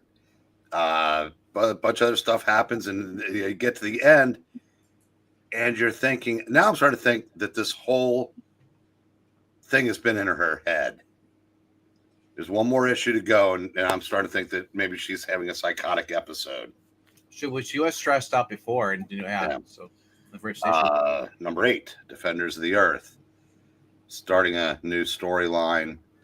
And I remember I said, I have trouble remember what I read yesterday. Yeah, this is one of them. It involves, oh God, what's going on in this? The guy is Is Flash Gordon's wife alive yet? she's not in this story, but the green guy, his sister, Ming's sister, Aurora. or whatever. No, it's damn, I should have reread this. She's the princess, but shit, I really don't remember squat about this. Oh well, not moving on. No, Rockefellers. Yeah, I'm just continuing to enjoy this. The folks that are tracking them through time are getting closer, and apparently, the little girl gets sick. They have to take her to the hospital, so he borrows the neighbor's car across the street. And while he's gone, the people that are tracking the Rockefellers arrive there and go to the other guy's house by mistake and knock him out and go to search for clues to about the Rockefellers, and then they find out they're at the wrong house. But so they keep they are getting closer, and then there's a the end the one woman pulls off a mask, and I don't know who it is, but she says she sees her whole treacherous family. So that's the younger daughter. Oh, you mean in the future? I think so. So it's the one that they took to the hospital in the future? Yeah, I think so. Oh wow, I didn't know that. I'm guessing because she says I see my whole treacherous family, and I'm thinking it just like has the eyeball because I would know whose eyeball that is. The eyeball it belongs to that one has been hunting them. Yeah, I thought that was interesting because like the whole eyeball thing was like, what is with the whole eyeball? And then you realize the eyeball has more of a deeper connection. So, because that's what the bird was carrying around was the eyeball when he'd been growing in the basement. Yeah. So I'm guessing it is her because she says my treacherous family. So, but then again, it could be the grandma, or it could be somebody else. We don't know. Could be the mom. We don't know. I only know it's someone that's related to the Rockefellers. So, number 6, World's Finest. We've already talked enough about that. I said the backup story completely unnecessary, and everybody. I don't know. I'm not gonna let the comics hit the floor. Number 5, Batman Long Halloween. I like this a lot. So we talked about that also, and only got 3 issues to go. This really kind of felt like the Batman and Robin one we're getting with Mark Waid. The relationship between Dick Grayson and Bruce. Yeah. Number 4, Green Hornet and Fury. We find out for sure, I don't think it was a secret who the killer was. Well, yeah. But you've got Green Hornet and Kato,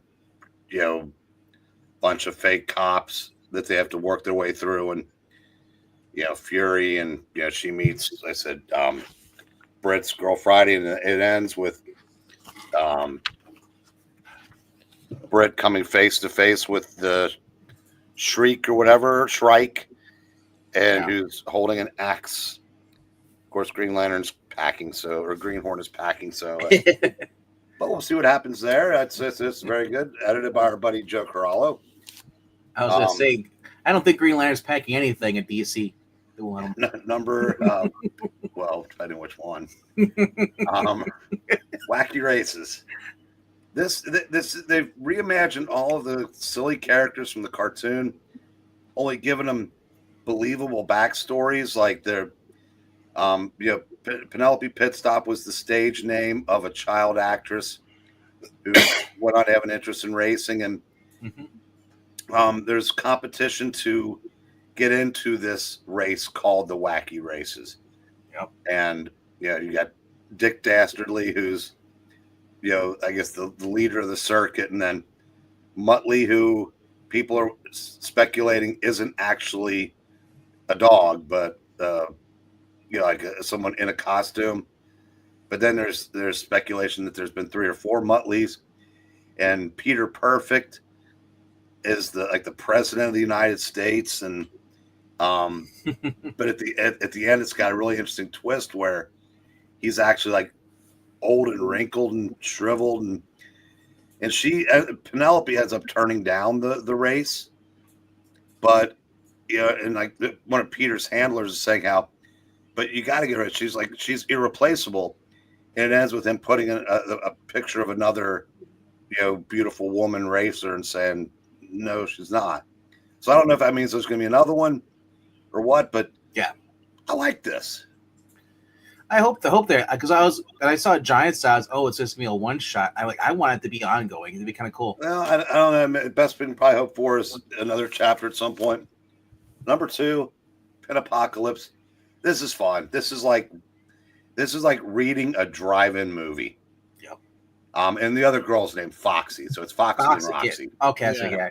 I just knew it was Roxy as one of them. I didn't know what the other one was. It's just, I said it. Basically, this issue is them on the run from a town full of zombies, and Foxy's so clueless, she goes back home to get something and finds that there was a surprise party there, but everybody there has been turned also. And she's almost like, still doesn't believe what's happening. And exactly. So she goes up to get her some makeup put on and stuff like that.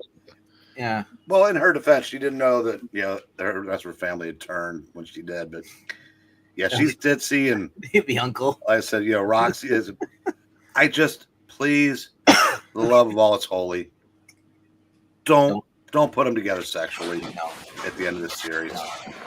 I don't want that. This is fun, and it would be forced. Honestly, I'm waiting for them to come across another person that's not turned. I would say that's inevitable. Number 1, terrific issue. I said we kind of called the 2. But I didn't know the council or the council of Mysterios or whatever they're called. Yeah, the council reads. I didn't know that there was a bunch of them, but that's kind of an interesting twist. And I'm really anxious to see. They faked his death. They faked Harry's death, obviously, to fool, Kingpin and the rest of the Sinister Six. When does Harry take Peter back into his confidence? That's what I'm curious. And does Gwen trust them? Yes, because Gwen's kind of like on both sides. So and they orchestrated the whole thing as the paper and all that stuff, getting the word out, because she says we can't exactly just they'll shut us down. So that's what said. No way to get the word of the truth out. We'll do the paper. That's why Gwen proposed investing in the Uncle Ben. So it's nice to see a different take on those characters. Yeah. Now, as I said, I'm gonna show some of the. So I went 50 cent box diving yesterday and bought a bunch, and going to lead with this. This was 20 years ago. Now, anybody that wants to say that Ed McGuinness or Humberto Ramos is a better artist than Ed Bennis, check and mate. Yeah. Think about it. This is only 20 years ago. We used to get covers like this from DC. Yes. Thorn up there, Yeah. That's awesome. Yeah. A couple. Read a couple Marvels. That's back when DC had. Hey, I had that run. That's a good run. This. Yeah, I like that. And really read it again. Bendis stuff does not age well. Everybody's just way too quippy. Captain America from the follow-up Brubaker run. Yep. And there's number Starting the Revolution. But this storyline brings back the Ameridroid, which is kind of cool. That was from like 1977. Here's one for Zach. Yo, the GOAT. No. I mean, I guess if you like goats, I'm more into go lay down, son. Now with goats. So Captain America from the Jurgens run.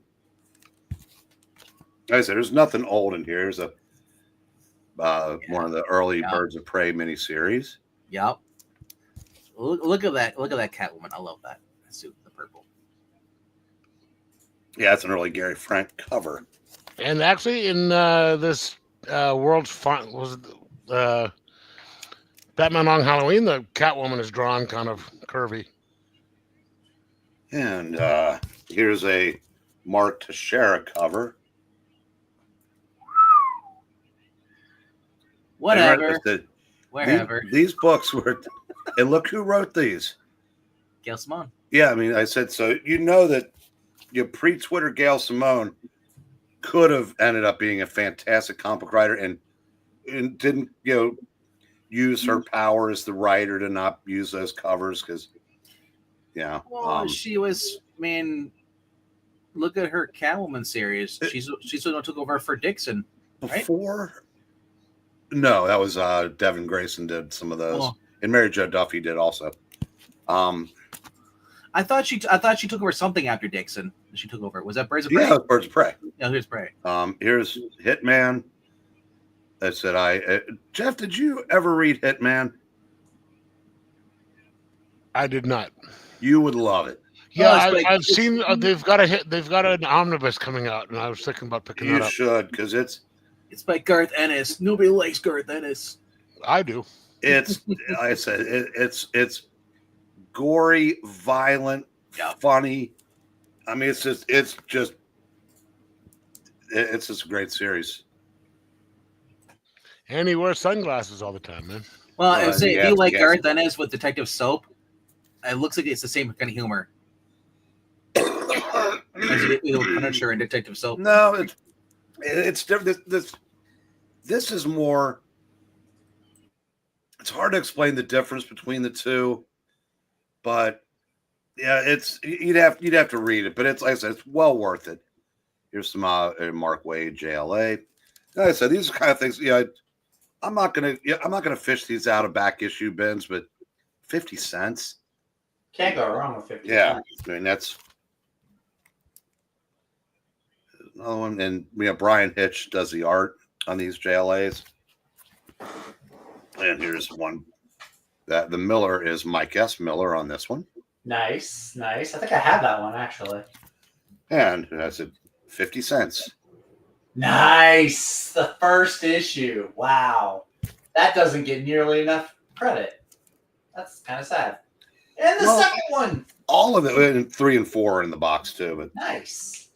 Here's pre-tracing everything, Greg Land, and damn, this art is good. Here's number 75. 86.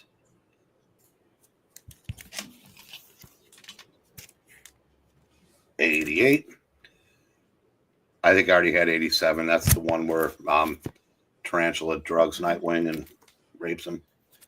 And number 89. Like I said, picked up 120 books yesterday. And so it's going to take a few days to read through them. But Yeah, that's it for me. No, and Venkman's gone. There you go. And Geeky, yeah. Everybody went to go take a coffee run. Yeah, it's been fun reading those like 20-year-old books that right. Doesn't feel like it's been 20 years, but Yeah, back when they were entertaining. oh, it's amazing. Like I said, just every book that I read and those like all the DCs, like Nightwing is just so good compared to what's being done today. The JLA is you know, it's the same writer. Wade was much better 20 years ago than he is now. Because again, 20 years ago, like I said, he does one based on fairy tales, and Wonder Woman is in a coma and needs to be awakened with a kiss, right? But like the fairy tale, and Wally West, Flash, and Kyle Rayner, Green Lantern, are like acting like a couple of juvenile delinquents, trying to decide which one's going to kill, but they're both afraid to.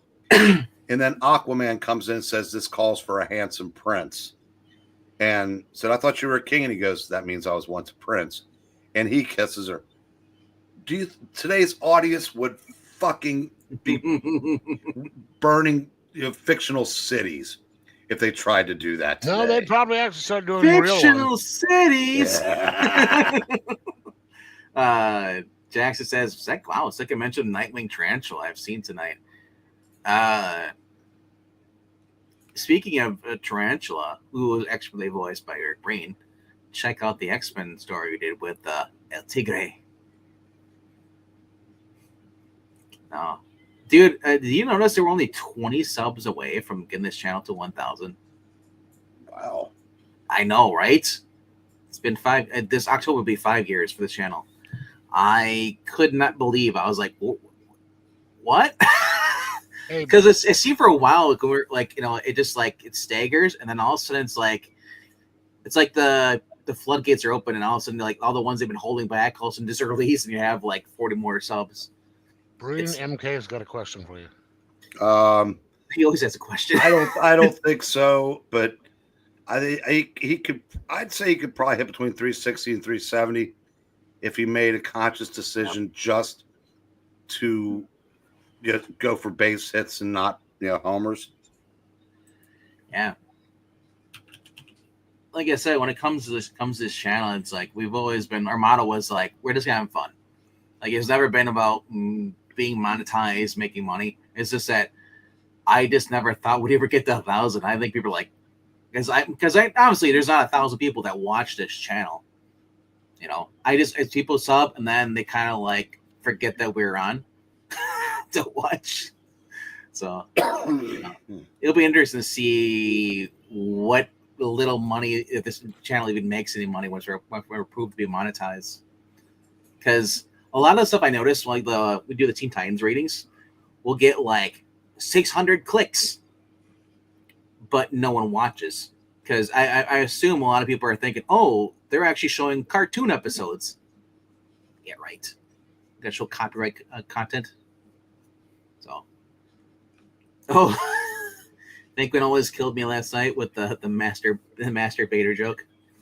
Yeah, for those who are at context, we're. What are y'all even doing on these readings anymore? So how did you get past the FCC censors? Let's listen to me though, Zach.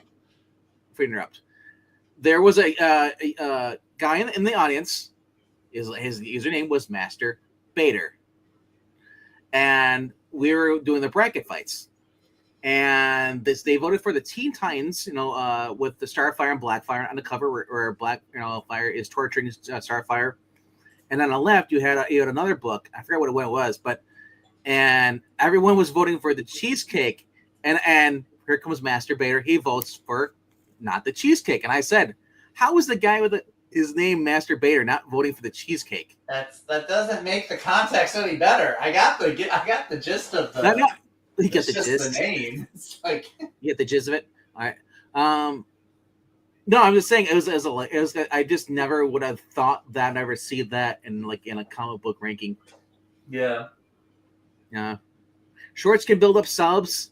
Yeah, I thought about that. The problem is with subs, if you know, or not subs, but shorts. If you specifically do your shorts on stuff that like it's not comic books, people will go or who are like the shorts will not watch your videos, your 15-minute videos or that. You know, it's weird. You got to get people who like your content no matter what you're putting up to actually watch stuff.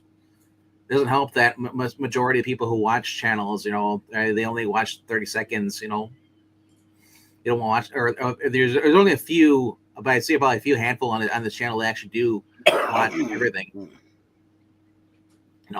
It's a niche. Comic books are a niche thing. Unless you're doing comic book news and all this stuff, and having guests on artists, even then it's hard. It's an uphill battle. But like I said, I'm happy for the small crew that we have coming here, the people that join on the panel, people who watch in the audience. So that's all I've ever cared about. It's like, I just like having fun, just hanging out, talking about comic books and reading comic books. Have a good night, Marnie, and thank you for staying on. I know that you're not feeling so well, but yeah, go get some bed, recharge your batteries. Unlike that new electric vehicle they got over in Kenya. You see that one? In Kenya, they revealed that they have a new Jeep. It's a electric Jeep, and I'm thinking, where in Kenya do they have portable like charging stations? That doesn't make sense to me. I thought isn't it like all safari and like and just like shit. So I don't know. Interesting though, topic for that. But anyway though. Wow, you're all talkative tonight. Aren't we though? I know, right? All right, good night, one sleep, dude. Everyone sleep, going to bed. Clayface. Yeah, that's what I was thinking. Jackson, Clayface. Dude, it was a Clayface from the Batman animated series book. It was a one shot they did a while back, and it was part of the DC animated universe. But yeah, everybody wanted Cheesecake, and I think did Cheesecake win? Did the Titans win the bracket fight? I believe it did. Yeah, it beat out the Batman Ra's al Ghul cover, the green one. Didn't it? Yes. Oh, Okay, yeah. I don't do the midnight shows for the day before. I mean, if I was gonna go, I wouldn't be here.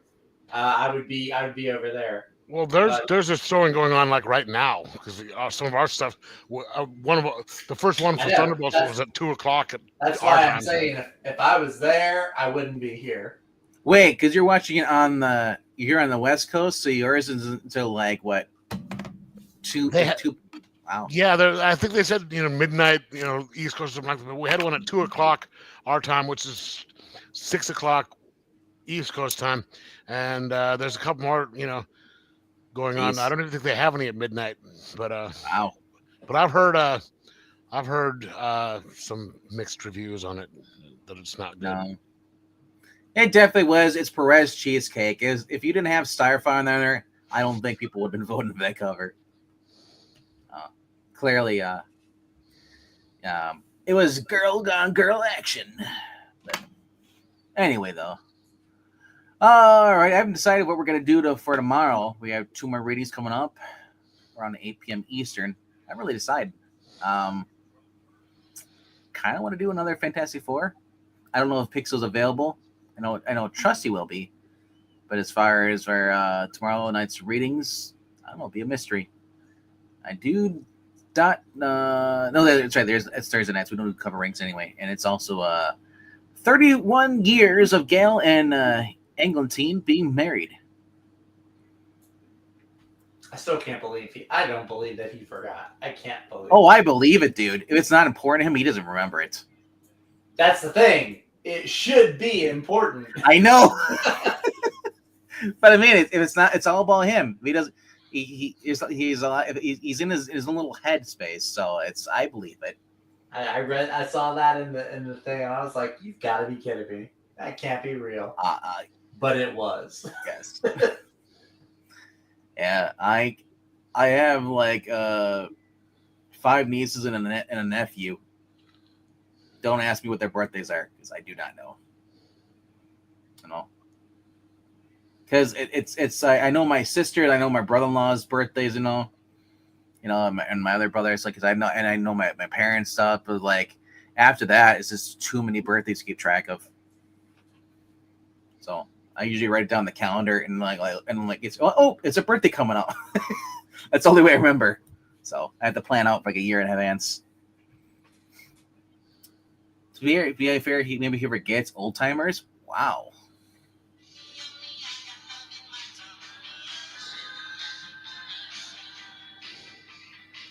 Really? Demonetized? No, we can't be. My brother just sent me a video just kind of making fun of some stuff, but I know, but I'm like, that's a copyright song, so hopefully we don't get hit for that. I don't think we will, any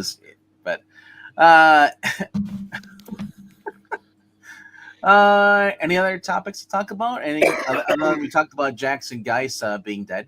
It sucks. 61 years old.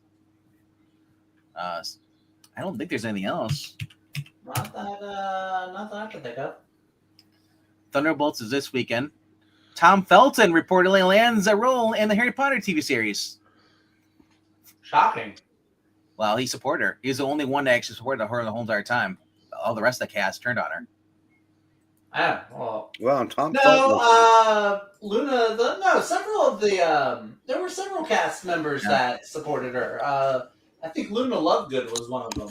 Certainly, Hagrid did. Apparently, HBO Max is going to purge over 700 seasons of TV content from its streaming network soon. They're dumping a lot of stuff. Oh. Who is? Max. HBO Max. Oh, wow. The HBOs. Whatever it says.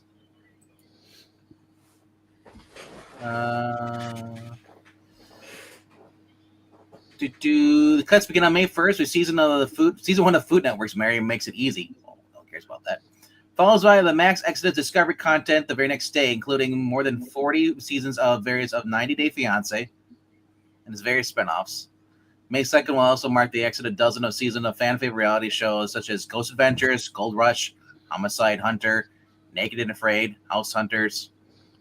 And then it's supposed to every day will be a host of some more removals. So apart from the numerous reality series revealing Max, is that the platform will also be losing the Max original Titans, classic Adult Swim shows like Home Movies and Samurai Jack, and beloved sitcoms like the Fresh Prince of Bel-Air. Yep. And then they range from critically acclaimed musicals like Mamma Mia, general favorites like Ghostbusters, entire trilogies, including Ice Cube's Friday series will be gone.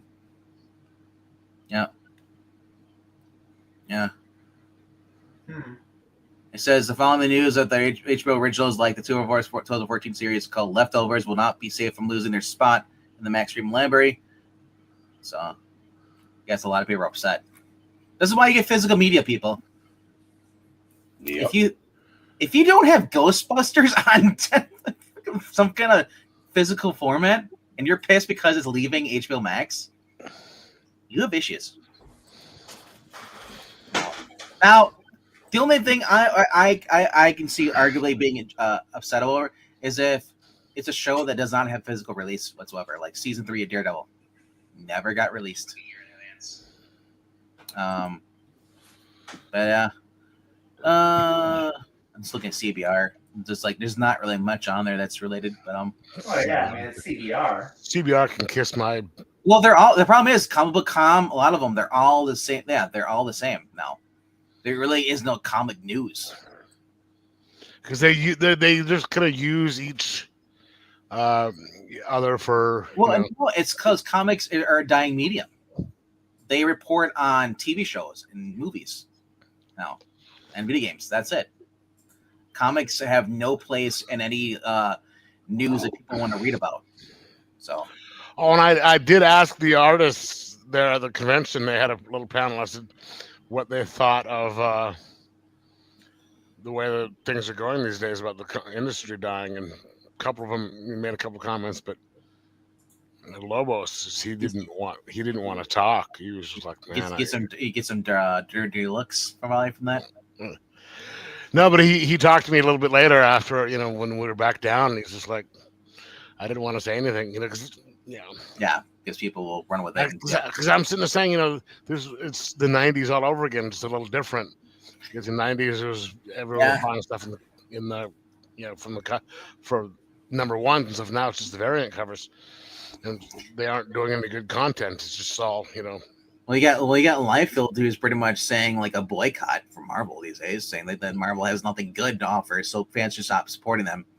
And I said, is it true that they Marvel doesn't pay? And he goes, yeah, that's been known for years. I said, so it's true. They don't. Some fan pointed out, it's like, well, gee, Mark, you didn't say shit during when Deadpool and Wolverine are out. Why'd you wait till afterwards? And he's like, well, he's, and I guess he's trying to say that he's being respectful to the people who made the movie, not to try and steal away from them. But I don't think he would have said shit I guess he feels like he got snubbed, even though he got his name. They made fun of him, Liefeld feet or other orthotic order. But apparently he didn't get royalties or a thank you or created by that movie. So I don't know. I'll just say this. So I know Chuck Dixon, I don't think he ever got paid for Winter Soldier. I thought that was Brubaker that did. No, Brubaker. Sorry, Brubaker. Chuck Dixon was also Bane. Yeah, Bane didn't really get that much. So, yeah. Yeah, the big two. I was saying the big two. Well, I said those guys, they're dying. The only thing that's keeping the industry afloat right now is the independents, because they're selling it. They're actually putting some effort into it. Look at it this way: if Disney would have not bought Marvel, Marvel would have flopped. Yeah.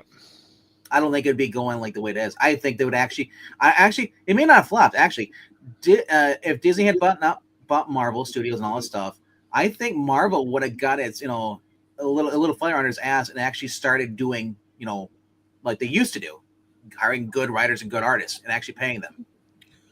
Yeah, unfortunately, when Disney bought Marvel, it took about 3 years or so for the effects to manifest, but yep. Then that was the same time that, obviously when Disney started going woke, took Marvel with it. And since DC does everything Marvel does about 5 years later, DC went, followed suit. Because New 52 wasn't particularly woke. I mean, there were elements. I mean, gay Alan Scott. But it really didn't kick into, hyperdrive until after Rebirth. A few years. Rebirth, but Rebirth kind of, for the first 18 months or so, kind of kept it down.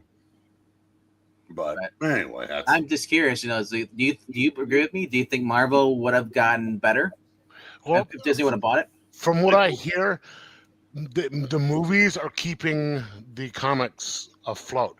The comics are losing money, but it's the MCU. The comics aren't losing money. They're just not making enough to be worth doing anything with it one way or another. So just kind of let it go.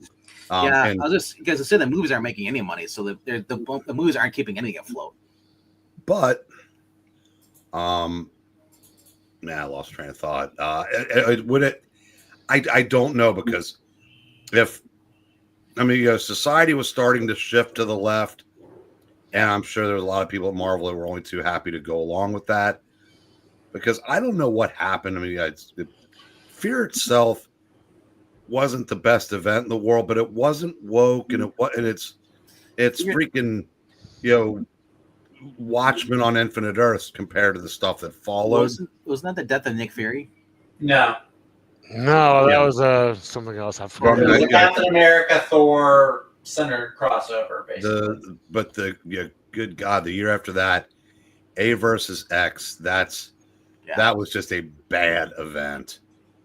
I mean, it was like reading a video game. And then you had Axis. I actually liked A versus X. Of course you did. Axis was. They had the whole spin-off series that was just fights between the Avengers and X-Men. It was cool. Axis was bad and then after that we got Superior Iron Man, where Axis was the villain.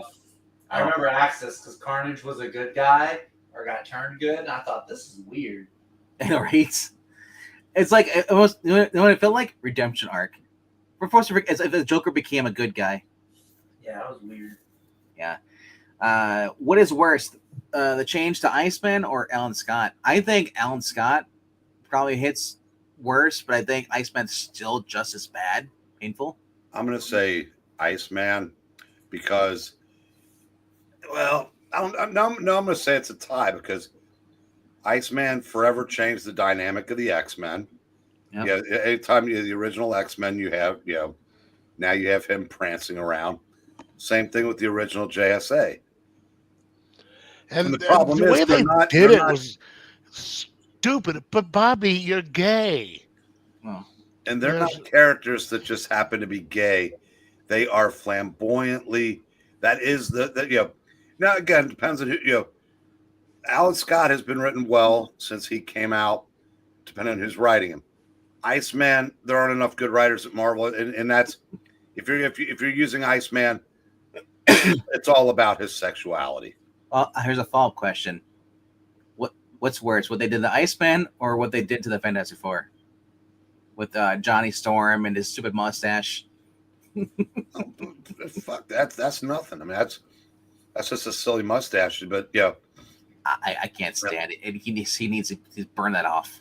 But yeah, I saw the cover of the Pride issue, and Iceman's riding Hercules. It's like, yeah, I saw that. That just looks incredibly stupid. Fuck off, Hercules.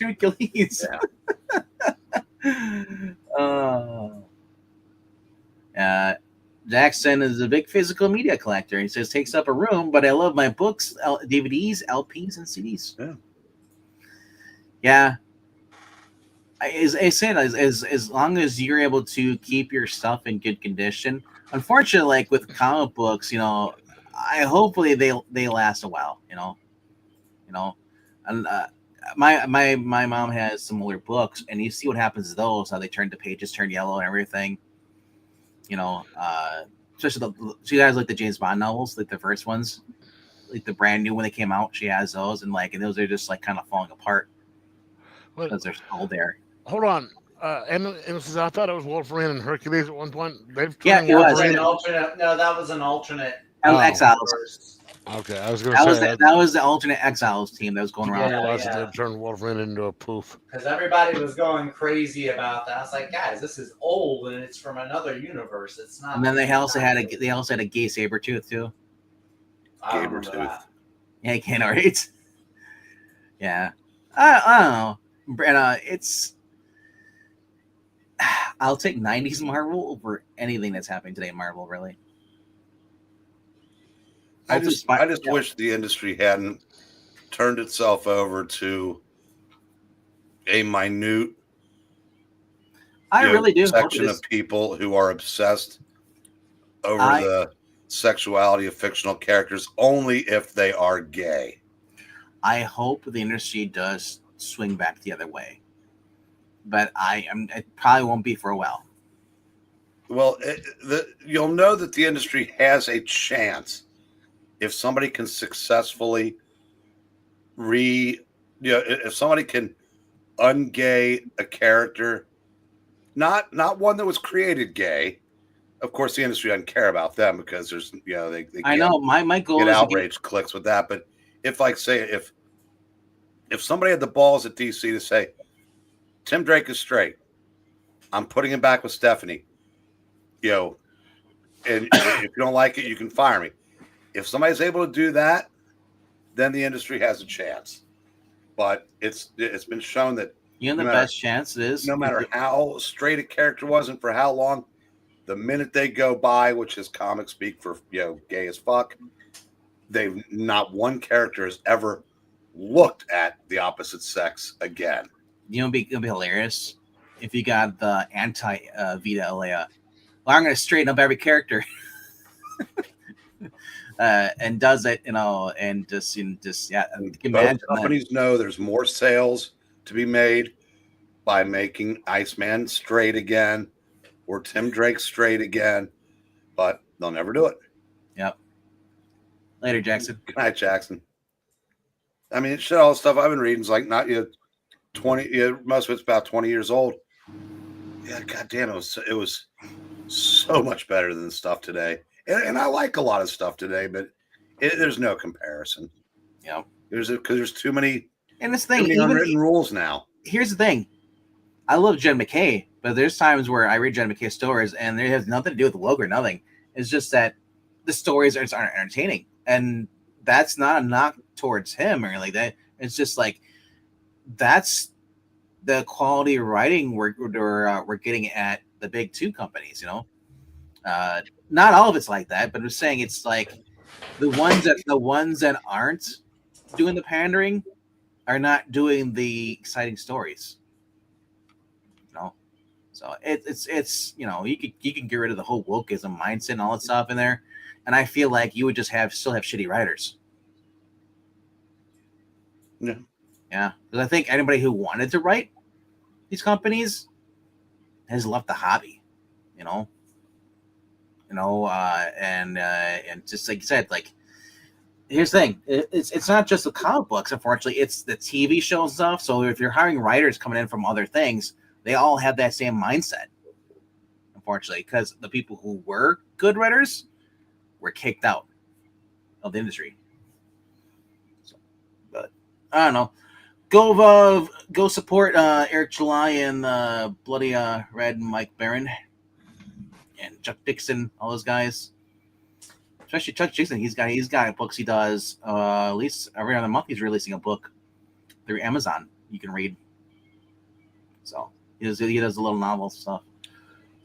How well do you guys think the DC Marvel coming crossovers will do? I don't think they'll make a ripple. I really don't. I don't think they're even going to do it. Nope. I haven't heard anything from it lately. I heard last year there was talk about it.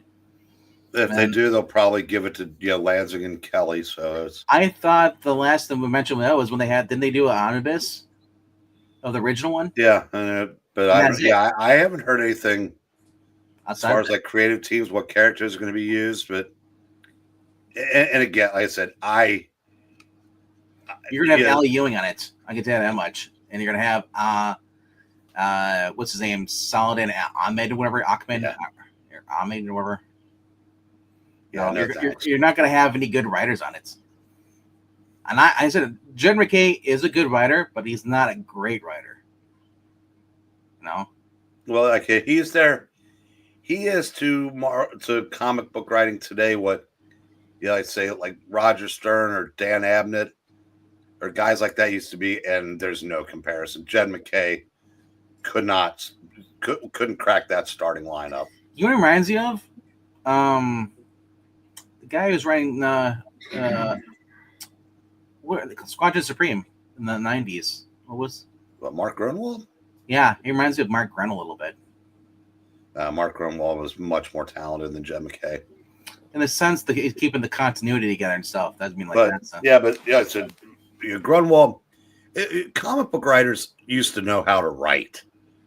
Now, it's hard to quantify.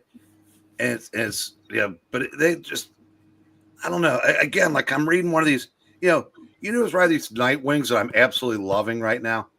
Yeah. Devin Grayson. She's the one I was obsessed about his butt, wasn't she? Well, didn't come through these issues.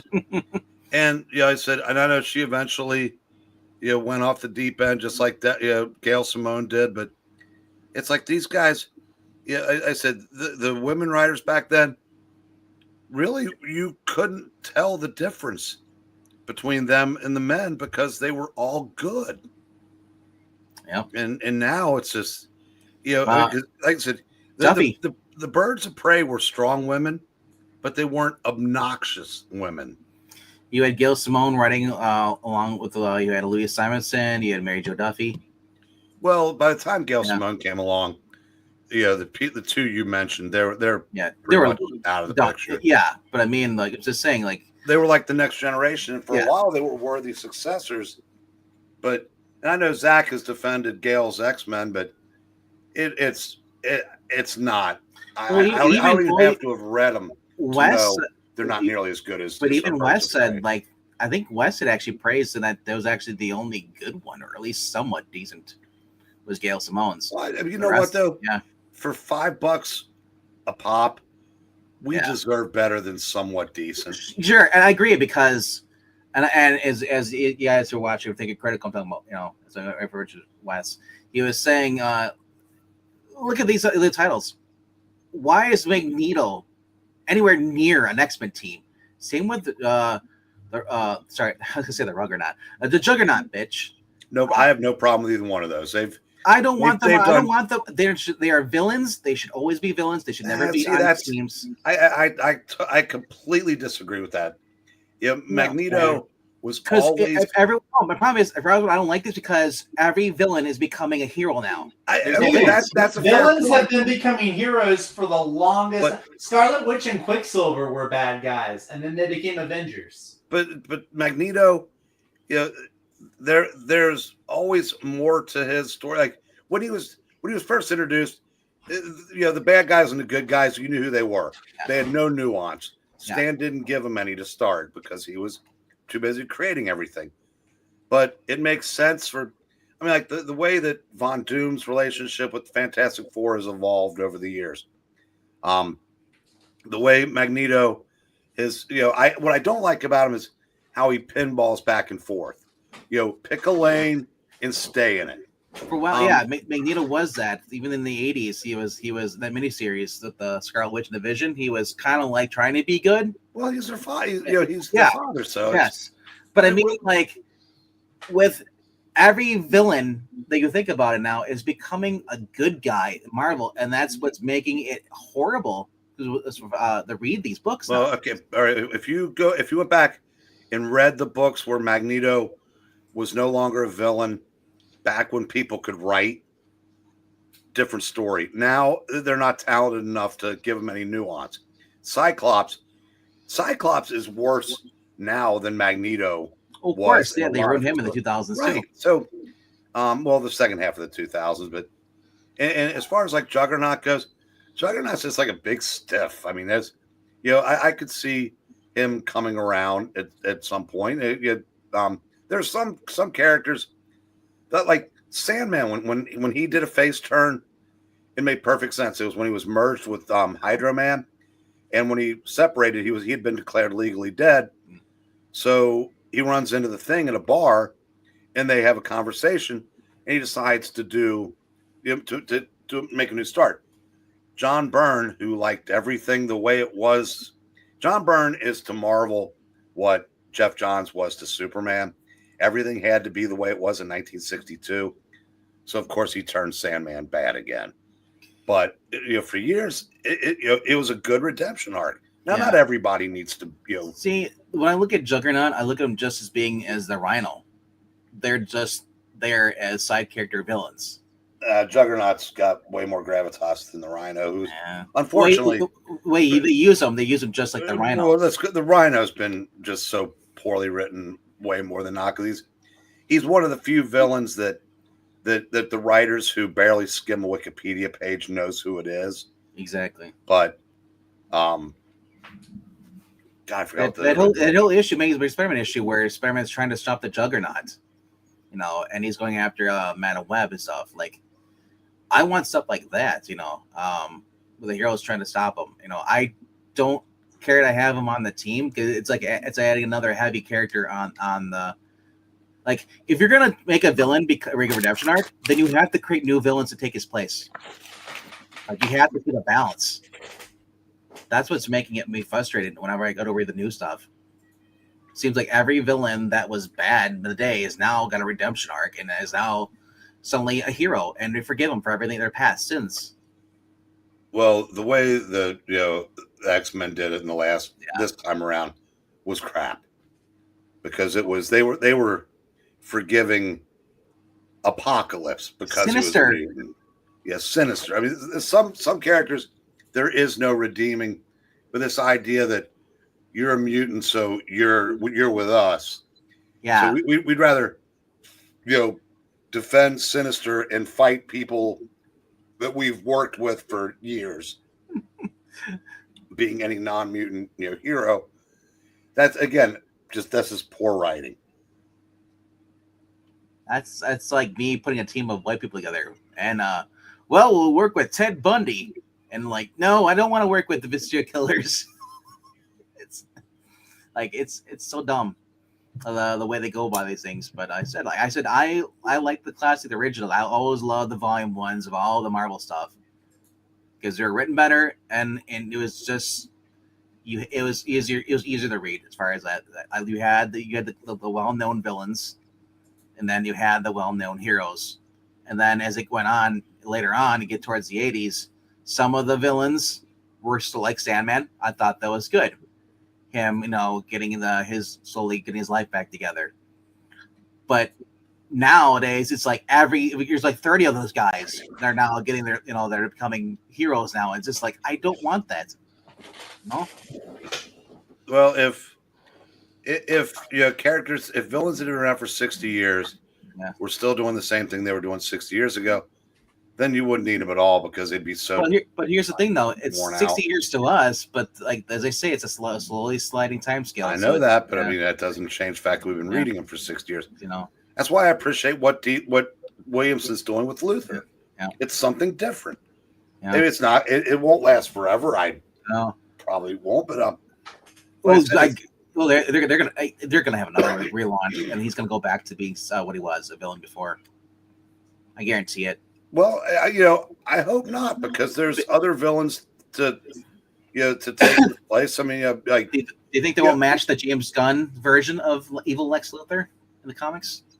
No, I don't think. I don't think they will, because there's the storyline in World's Finest right now, and maybe DC has figured out that there's really not a correlation between the two. That street does not run two ways. Marvel will never figure that out.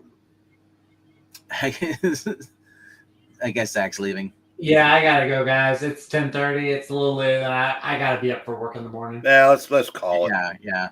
And MK, you are right. DC has less redemption than Marvel does.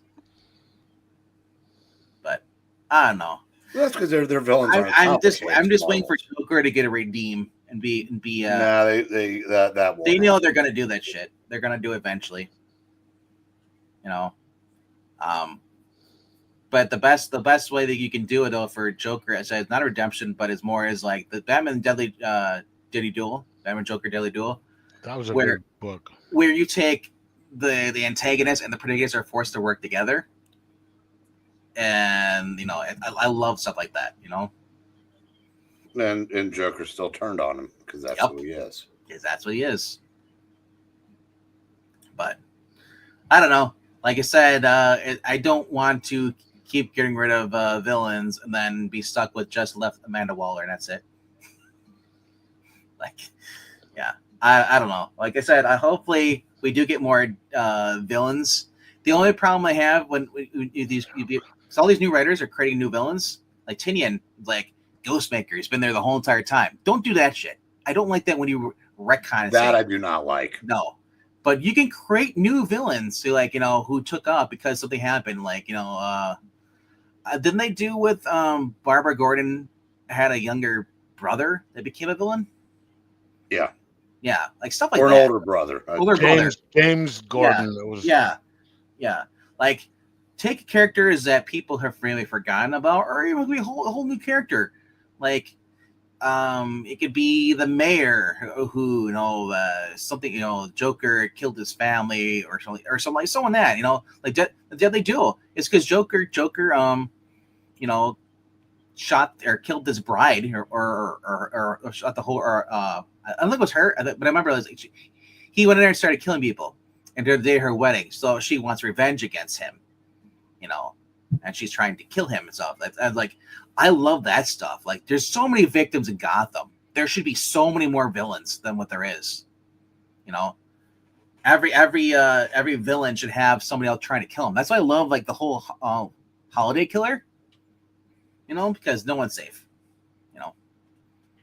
And having someone out there who basically thinks that Batman's not doing a good job, so they're going to become a vigilant, their own Punisher type, kind of like we see with Mr. Blank in the Dick Tracy books.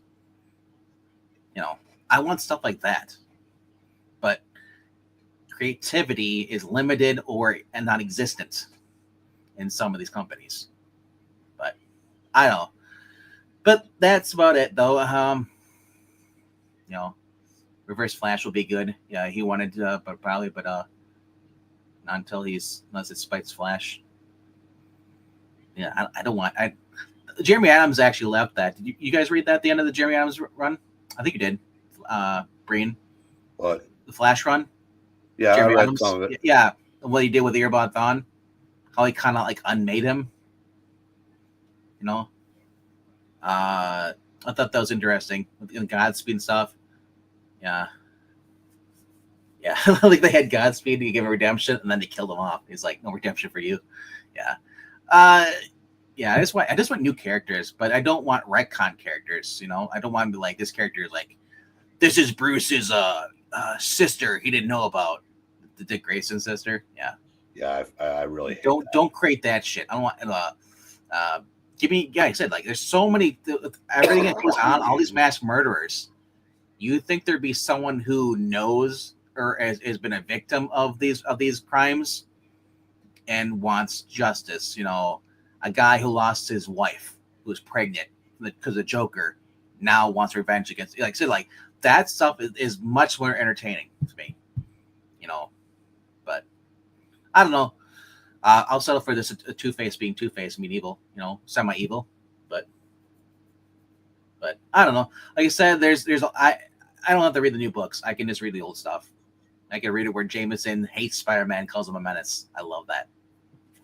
But also, what's up with Aunt May not knowing that Peter Parker is Spider-Man, but Jameson does?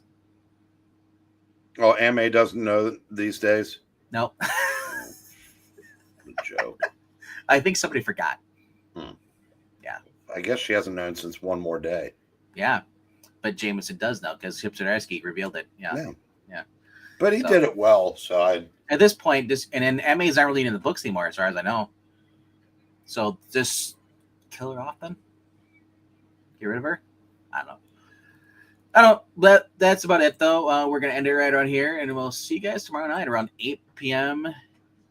Eastern for our first reading. Yep. You know, if you guys want to check out a Ko-Fi link, it's actually right above me right there. Go to ko-fi.com/Puppeteen. You can help us support the channel. And if you haven't subscribed, please do that. We are 20 subscribers away from being monetized on here. So we're almost at 1,000. And we'll see what happens. Maybe we'll be able to afford credits for the people who read on the channel.